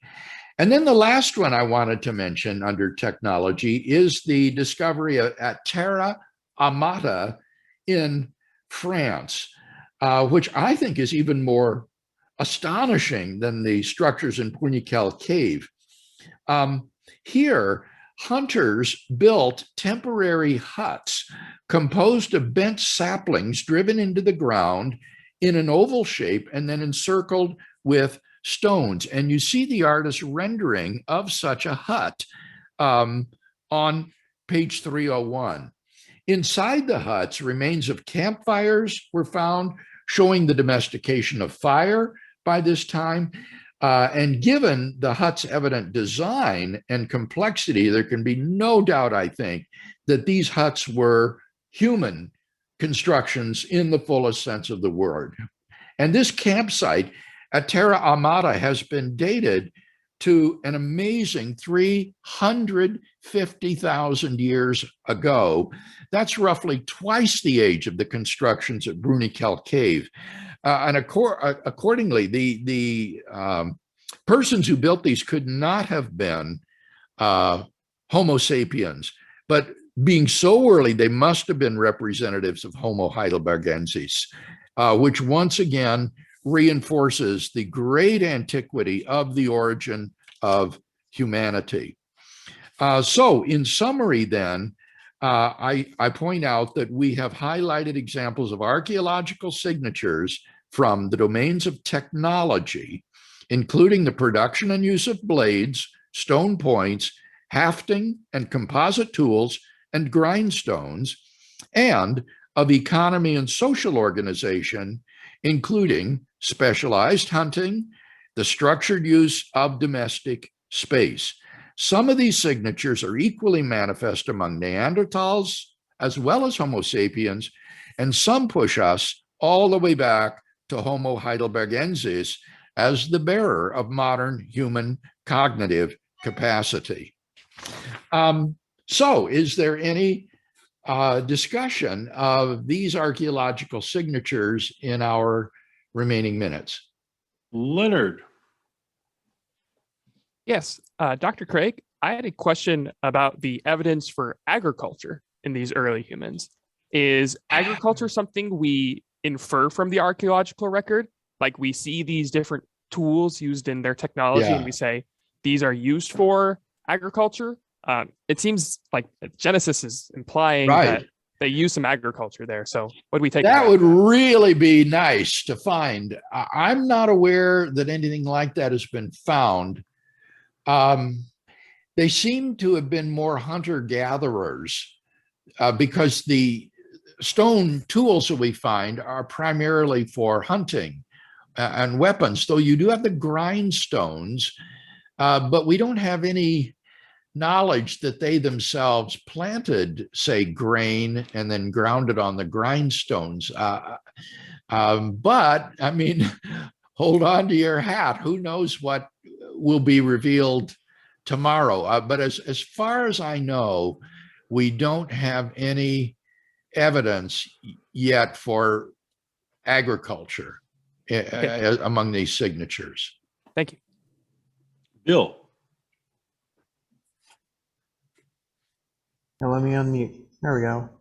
Yeah, we were discussing artwork and things, ancient artwork. It's a point of fascination for me, especially some of the artwork in relation to some of the young Earth creation models that deal with like the, say like Stegosaurus showing up on the side of a Buddhist temple in Cambodia, some terracotta figures.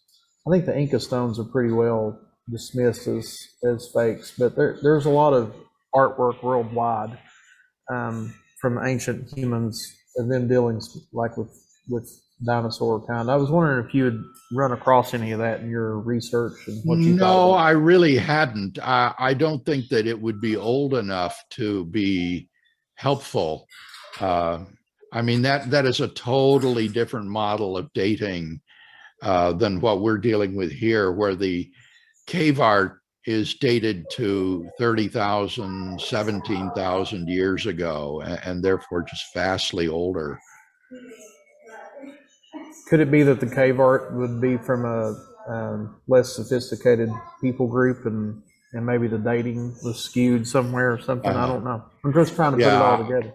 Yeah, I just find that to be extremely implausible. I mean, you saw those pictures from Chauvet and Lascaux. I don't think we can say that these are primitives in that sense. Okay, thank you, Dr. Craig. Mm-hmm. All right, Marcus. Oh, by the way, one of the ways in which they date these paintings, Bill, that's interesting, is they see whether or not there are calcium deposits on top of the painting. And if there are, then you know that the painting has to be even older than the calcium deposits that have grown over the top of it. And that is one of the ways in which they can date the time that these cave paintings were made. Very well, thank you. Okay, Marcus. Yeah, thank you. So if I understood correctly, when you were describing some of the archaeological findings, you mentioned that at that time we can make an assumption that in Europe there were no modern Homo sapiens activity, so it was mainly Neanderthals, and that's why we draw the connection that they are more likely to be made by Neanderthals. So I was wondering, what is the scientific basis for that? Is it just like we don't have any evidence of Homo sapiens remains yes. that period, or is there something more? No, that would be right. It would be based upon the pattern of the paleontological evidence as to where these species were distributed geographically. And obviously that can change if one should discover skeletal remains in a region where none had previously been found. But if you look at maps of the prehistoric world, you'll see maps that indicate the sort of range of Neanderthals, where they lived across Europe into Eurasia and down into the Middle East. And so they tend to be associated with that region rather than, say, Southern Africa or India or China. That's interesting. So would you be that sounds really interesting. So would you be aware of any anthologies, or you mentioned some of the maps on certain species and where they have lived? So I was wondering, is there like some type of an overview of if somebody wants to get an idea of the hominid,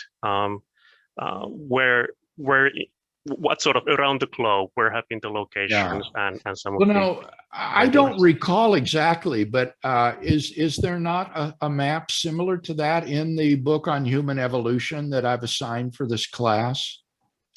Okay, so I'm auditing, so I don't have the full syllabus. Okay, well, Um, I think there is, as I recall. So check that out. okay, thank you. Okay.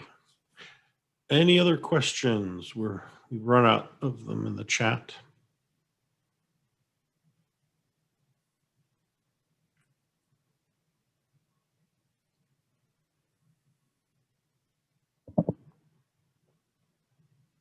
I guess that's about it. Okay, well, then we shall bring our class to a close, and next time we will look at the part 2 of the evidence of archaeology. Very So, good. thank you all. Thank you, Dr. Craig. Bye. See you tomorrow. Thank you, Dr. Craig.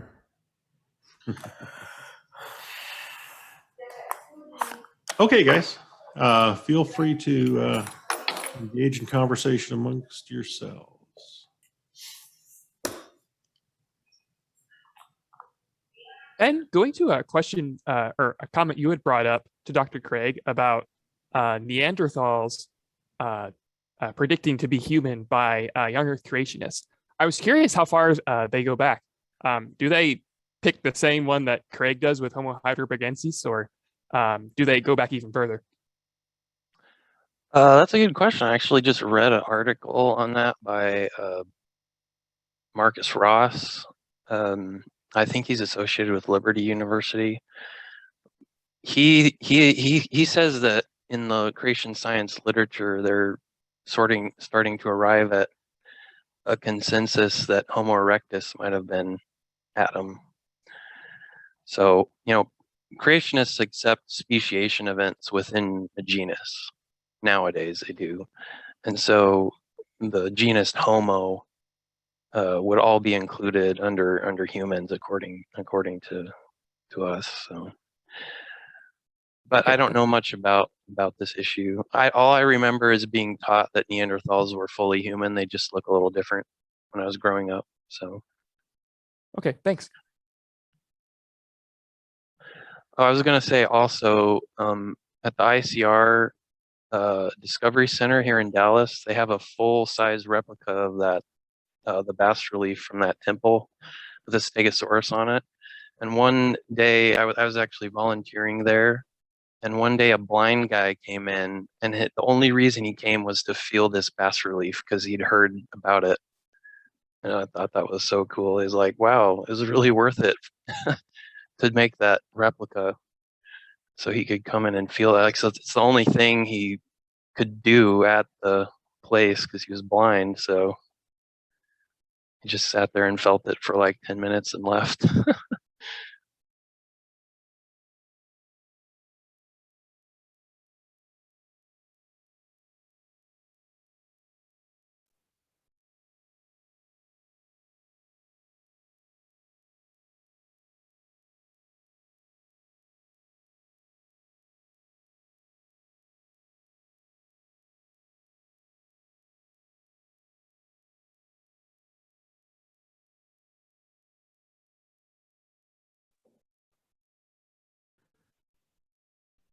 I was wondering if I could get everybody's thoughts on sort of how, it's the issue of biblical inerrancy that I guess, as we're going through this, it's like there's the inspiration of the scriptures, and then there's what we're sort of seeing with. I have this natural reaction of being uncomfortable with how there's Homo sapiens, and then there's Homo erectus, and there's Neanderthal. Like we're going all the way back, and it's kind of like, oh, man, it's a really, really new concept, and trying to understand all that in light of scripture. I feel like it all comes back to like my reaction is because of probably how I look at the doctrine of, inerrancy and divine inspiration of the scripture. So I want to see what you guys have felt or thinking about with in regards to that. Can I just ask you to clarify what you mean by inerrancy and inspiration? So when you say that, what do you mean? Well, I guess I'm still trying to figure it out, but I guess traditionally defined, it's that the Bible is without error, and in all that it not only teaches but also claims, like in terms of reality. And so when it says it's a certain thing, if it's not allegory, if it's that's where young Earth and creationists will kind of come in, and I think on both sides say that the Bible in Genesis clearly says that it's 6 days, right?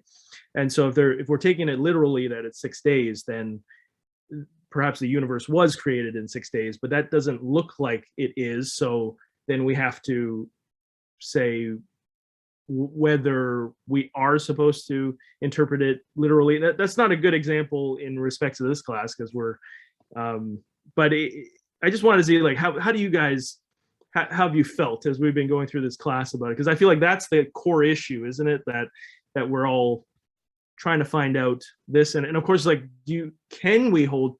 I'm not sure if everybody holds to that, but I'm sure some of you guys might do. And I don't know. It's a very bad question, bad frame question, but just throwing it out. No, I'll chip in, Carlin. I just start the discussion. I mean, yeah, it's a critical question. I think that's probably one of the purposes that Craig was dealing with in writing the book. And I think you defined inerrancy in the general way. I know there's all these fights. Exactly what it means. I find it pretty intuitively clear. The Bible is correct or is accurate in all that it affirms or teaches. So that's why it is critical in Craig's thesis to establish what exactly Genesis is affirming. And given his overall contention that Genesis is of the genre of myth, and combined with that, that's not enough, because myth could be literal too, but combined with that myth, the interpretive guidelines that you use for myth is different than straightforward history, i.e. that you can be, that it's not to be taken literally, that there's a lot of room for figurative, flexible language. And that's, all those chapters we go to is showing that myths can contradict each other. There's flexibility. There's obviously fantastic material, whether you believe that or not. If that's the case, then what he's saying is that the author themselves, or the author of the Pentateuch, the author of those narratives and the original audience, would not have taken it literally. So you're right, they wouldn't know anything about Neanderthals or all these original hominids from way back when, but they would have just been affirming some core truths, that there's two human, the one that he's arguing for here, that there were two human beings that started the human race. And also in just, I'll finish on in another question that was brought up, and I'm surprised he didn't go there, about agriculture and so forth. I had asked Craig at a different setting, a different theological seminar, where he was talking about some of his initial conclusions. When you read Genesis, they're portrayed, cities are being built in the early chapters, animal herding, agriculture. These are things that really didn't develop until what's called the Neolithic era, which sometime around 15,000 BC, 10,000 BC. But his thesis is that mankind, all these people, the original Adam and Eve were, way back, 1,700,000 years ago. And he said, well, yeah, but that's because it's mythical.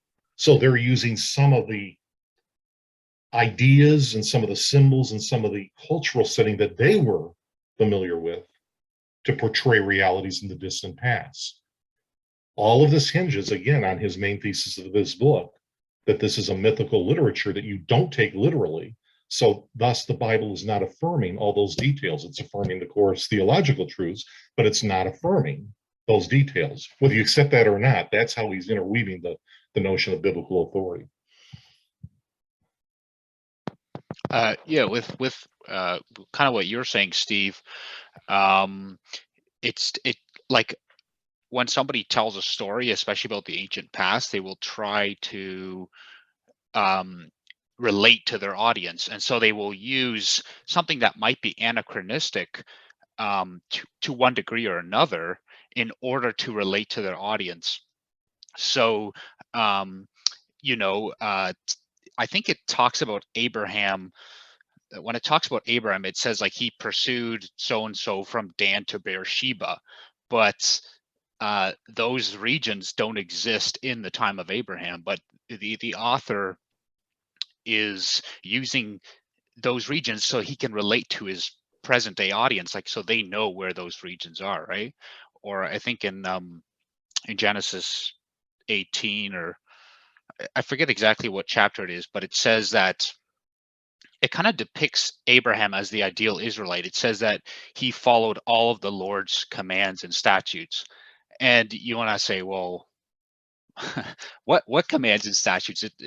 Like most of the law only comes after Moses and Sinai, and so it seems like there's at least some degree of anachronism going on in order to help the audience relate to the person of Abraham. And you can keep taking that back.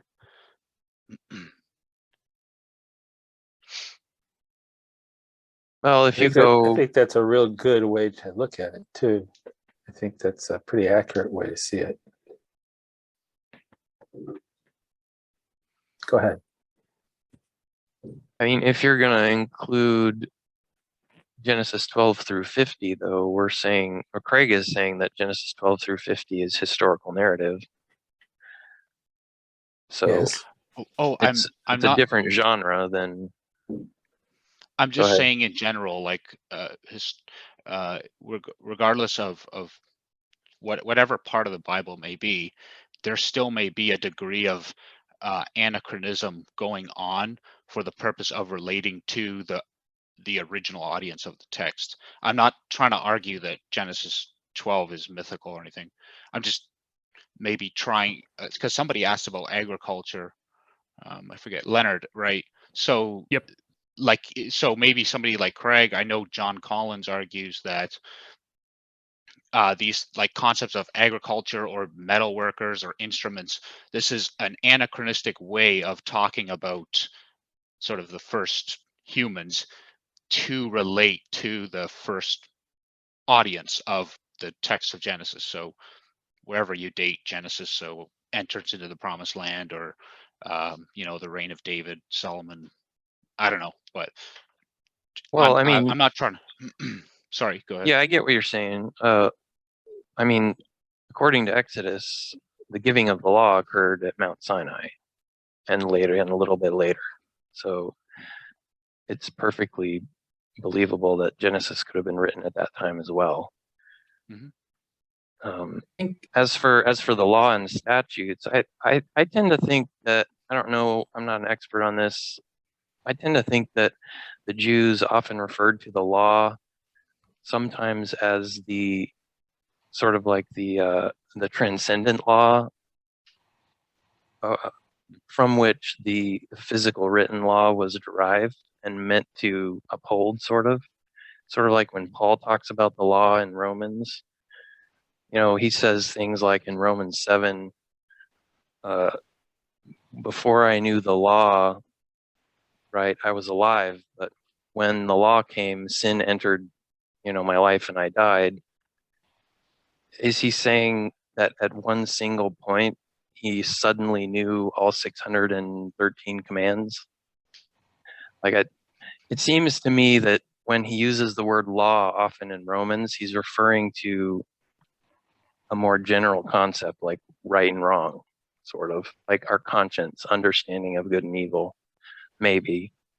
So that might be, you might say that's anachronistic also, but it could also be them just saying that Abraham knew the law in that sense, like he knew right and wrong. But I don't know much about Hebrew or how they referred to that. Yeah, I totally. Okay, so I think of maybe some other examples might be the I believe it's Abraham who goes down to Egypt, and then the king or whatever, Abimelech, or whether it was Pharaoh, takes Abraham's wife, and he's stricken with plagues. Now, I'm not to say that this is just made up, but it does relate to like assuming the Pentateuch is written for the people going into the promised land, this is the narrative to some degree is told and constructed, even though it's really talking about things happened in the past, to relate to the audience, right?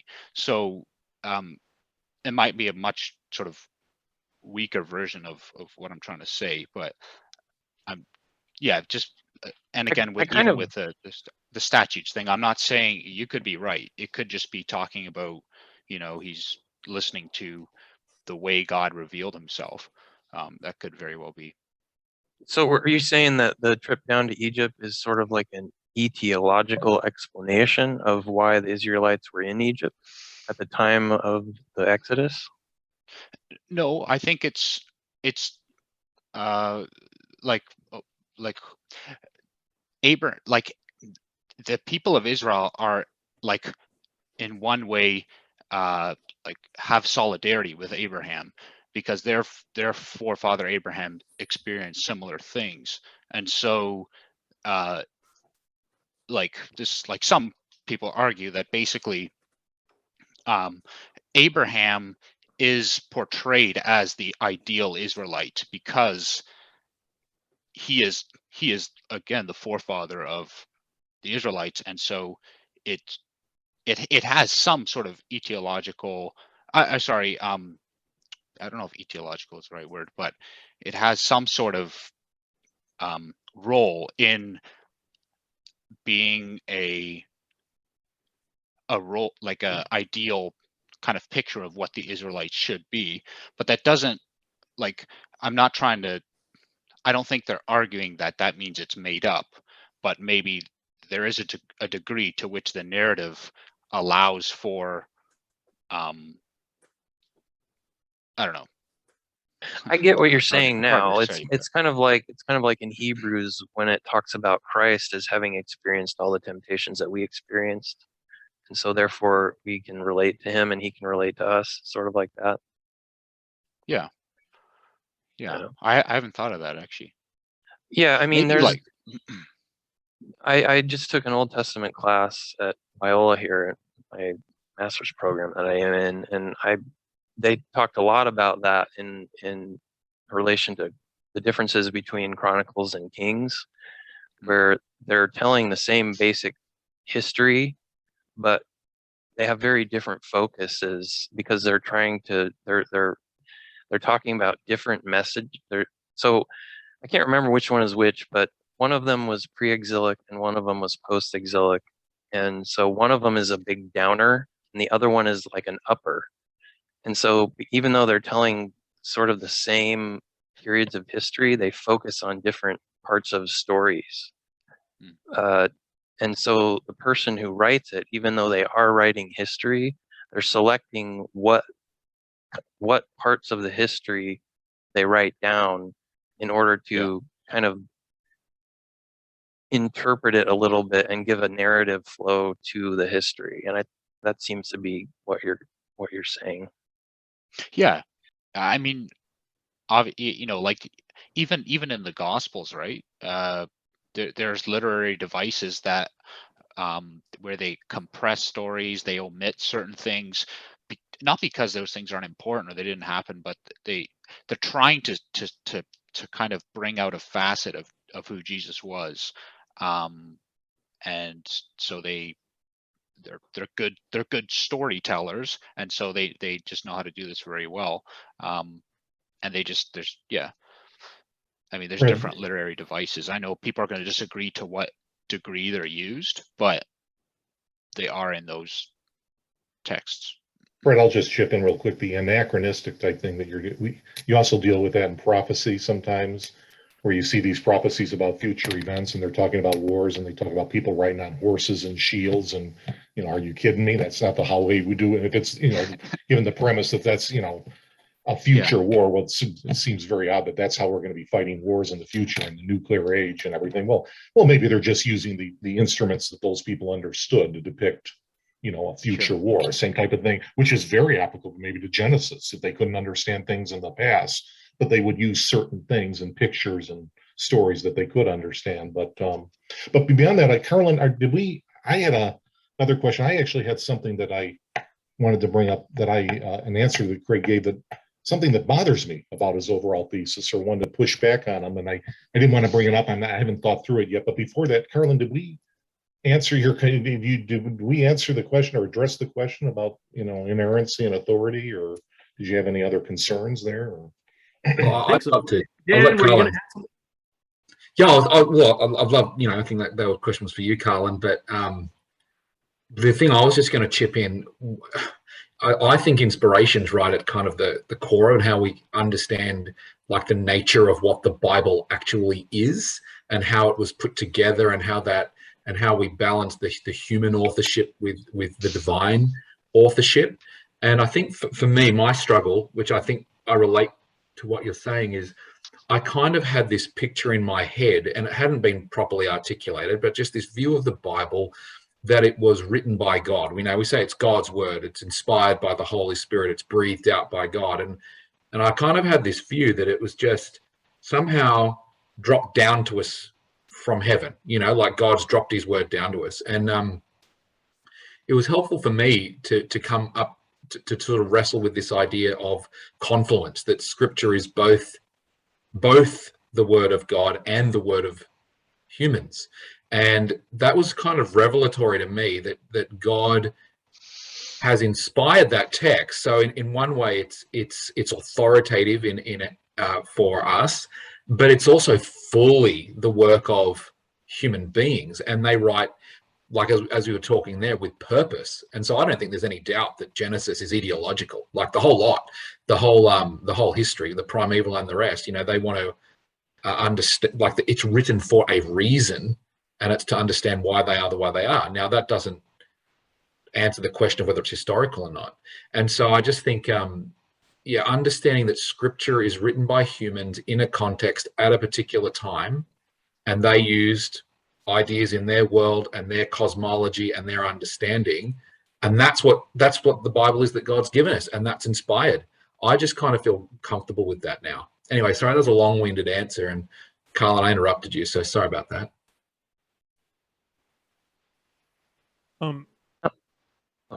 Were you going to say something, Carlin? Because no, I was just I wanted to hear what Dan said, but yeah, go ahead, Aaron. I think that is a phenomenal way of thinking about it, and I have to say I don't really share this anxiety at all about inerrancy when it comes to this. I mean, I think the trouble with inerrancy is that you have a problem if reality seems to be in conflict with the intentions of the authors. And I guess I don't feel like that problem comes up. I mean, if the intention of the author is to write, using mythic elements, I don't think there's an issue of conflict with reality. But I wanted to pose a question. I don't want to shift too far away from this if you guys are trying to stay on this track, but I wanted to pose a sort of related question. John Lennox has a great little book called 7 Days That Divide the World. And in it, he recounts the mistake that many made in the church of interpreting certain passages in the Bible as teaching that the earth is at the center of the universe. And what he points out is that is wrong because of textual reasons, that it's a misinterpretation of those passages, but that people came to realize that on the basis of mounting scientific evidence. And so he argues that there's some kind of a threshold at which things like scientific evidence can start to indicate to you that maybe you've got your interpretation wrong. And I wonder what you guys think about that, because it seems like sort of a taboo thing to say, I'm going to reconsider my interpretation because of, X, Y, or Z in science or whatever else.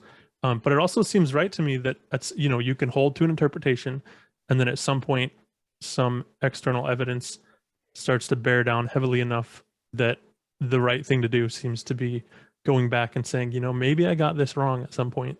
and I should I rethink think, it. yeah, I think creationists actually go the other way. You know, like they would say that the scientific evidence there's a threshold at which the scientific evidence needs to be reinterpreted based on how you understand scripture. You know, so I think no matter which way you go, I think we'd probably all be in agreement that there is a threshold somewhere, and it depends I guess it depends on what you're convinced by. You know, like what you find. Like I have a degree in geology, and I sort of came out of this young Earth creationist church at the time. I don't know many creationists now, but I was in one then, and I just had this moment where I was standing out in the middle of Australia in the desert, looking down at the ground, at the rocks, and we had the lecturer asking us questions to try and interpret what's going on here. And I just had this revelation. I just had this moment. I was like, this is ancient. Like I just, and that's just me. I can imagine a creationist standing there going, well, this was obviously put down by a flood. But for me, I just had this moment. The evidence is just too overwhelming for me. I can't get around it. And so for me, that was the kind of tipping point, Aaron, that said I need to rethink how I understand scripture. So no, I think you raise a great issue, a great point. I think as well, I think we could use science if we had like two hermeneutics, or if we had two things that were about equal. So like if you say the young Earth view is, I'm not saying this is, but let's say the young Earth view is about as viable as the mytho-history analysis that Craig gives. If they're about equal, then maybe you can bring in science as a delimiting factor. If you think they're about equal, you can bring in outside stuff to break the tie, so to speak. Equal in like a textual Warrant. analysis. Yeah, equal and warrant. They have the same warrant. You have about as strong arguments for both, in your opinion. So that you could use something else to break the tie. I've thought about that. I don't know if that's applicable here so much, because I also don't know if the options here are exactly equal. But I wonder for someone who thinks of these as approximately equally warranted, if that would be useful as a factor of telling the two apart. Yeah. So Carlin, I bring this up because I guess this idea is probably the reason why I don't have I'm not really troubled in terms of inerrancy, because when you sort of consider it in this way, inerrancy is sort of like at the foundation of it and is not really ever the factor in question. Like the issue is you've got good reason to believe that whatever the authors are intending to teach you is the truth. And so you believe this view because you're convinced on hermeneutical grounds that it's the correct view, and then something, be it other textual evidence or the scientific evidence or whatever it is, starts to make you think, well, maybe I have interpreted this wrong. And I think that's the key, is that it's like I've interpreted it wrong, right? I've gotten wrong what the author's intention was. And so, I mean, inspiration is sort of in the background of that and is never in question in my mind, I guess. Yeah, I mean, I would echo a little bit what Dan said, and it's significant, I think, that Dan is also coming from a scientific background like myself. I sometimes get frustrated discussing this with theologians because people without a background in science often don't understand the inherent uncertainty in scientific conclusions. And so there's no doctrine of inerrancy in science. You get laughed out of the room if you suggested that there was. The dominant. So yesterday, the one question I asked Dr. Craig, and he talked about anti-realism, which is a philosophical position that's about 60, 70 years old in philosophy of science now. I share that position with him, but I didn't get a chance to talk about it too much. But basically, if there's a great Wikipedia article on this. If you look up Wikipedia, type in "all models are wrong," and the idea is that the big figure here is Thomas Kuhn, and I was recommended this book by a atheist evolutionist biochemistry professor in college, called The Structure of Scientific Revolutions. And basically the idea is that there's a difference between observational data and the theories that explain the data. And so the theories that explain the data are very much like interpretations or hermeneutics of the text. So the text is, in theology, the text is your data, and your hermeneutical approach is your theory. In science, there's a very similar relation between observational data and theories that explain it. And the thing about it is it's best to give examples. So like, for example, in ancient Greece, there was an astronomer named Aristarchus who was actually a heliocentrist. But the problem is that heliocentrism predicts an effect in starlight called stellar parallax because of the way the Earth is proposed to move around the sun in relation to starlight. But they couldn't observe stellar parallax because their instruments weren't sensitive enough. And of course, we know that today, but they didn't know that back then. And so people said, look, Aristarchus, you're dumb. There's no stellar parallax, so heliocentrism is wrong. And Aristarchus went out and came back and said, well, it's probably because the stars are too far away. And they viewed that as a rescue device, like an ad hoc rescue device, and stayed with geocentrism for another 2,000 years. Fast forward to the Copernican revolution, okay? The Copernican revolution was largely complete in the mid-17th century. Stellar parallax was not observed till about 150 years later in the 1800s. And so for some reason, the lack of observed stellar parallax was not a problem in the Copernican revolution as it was in ancient Greece. And so philosophers of science that tried to in the early 20th century sort of relate scientific conclusions to truth ended up failing because they couldn't figure out any criterion which always picks the right scientific theory to explain the evidence. And so the scientific criterion that's involved in the example I just gave would be falsification, Popper's falsification. So it incorrectly falsified heliocentrism in ancient Greece.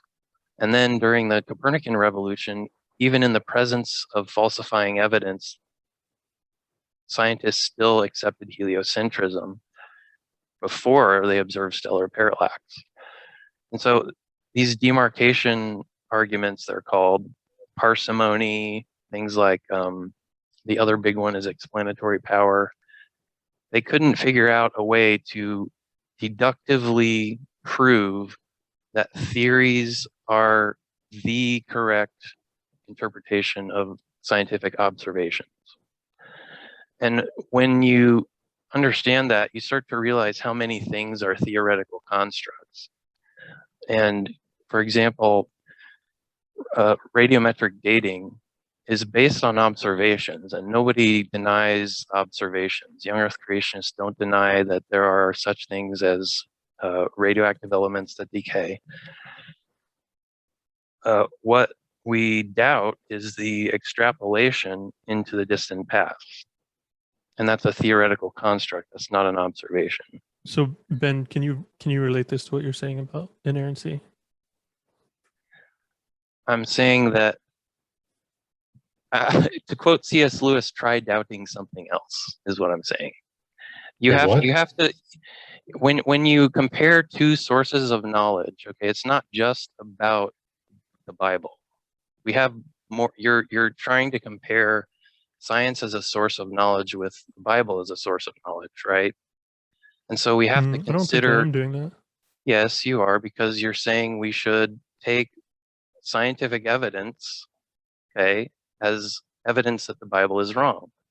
No, that's specifically not what I'm saying, actually, and I think that's a really, really important point. But I see Dr. Baggett here, so maybe a point for another time. No, Well, you're saying listen. I said it wrong. Okay, I said it wrong. I'll state it correctly. What you're saying is that we need, when we look at scientific evidence, okay, and it conflicts with our interpretation of the Bible, we need to reconsider our interpretation of the Bible.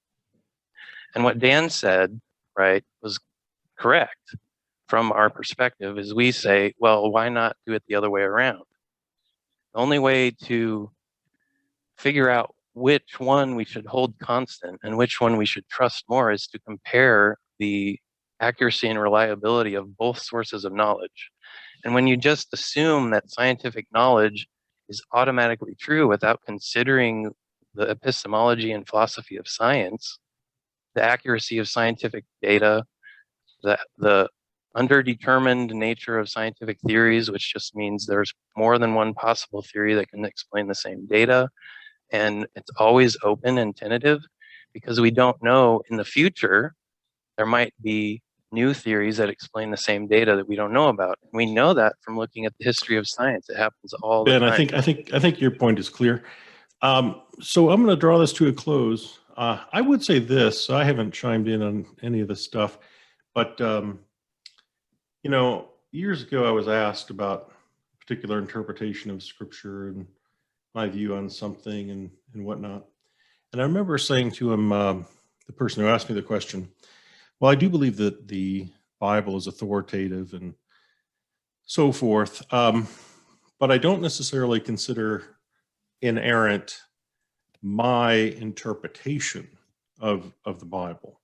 I retained openness to the possibility that I might have to adjust my hermeneutic if enough reasons piled up to suggest that that would be a good idea. So yeah, to treat one's hermeneutic as inerrant, I think is a very different thing from assuming the inerrancy of Scripture. Very, very different thing indeed. But Dr. Baggett, if I could, I just want to say that I just heard in what you said now so much more clearly what I was thinking than what I said. So I thought I was just repeating you. I thought you had said it very well, actually. You said it better than I did, but yeah, I wholeheartedly want to agree. Yeah. Well, okay. Thanks, guys. That was very stimulating. I enjoyed that quite a bit.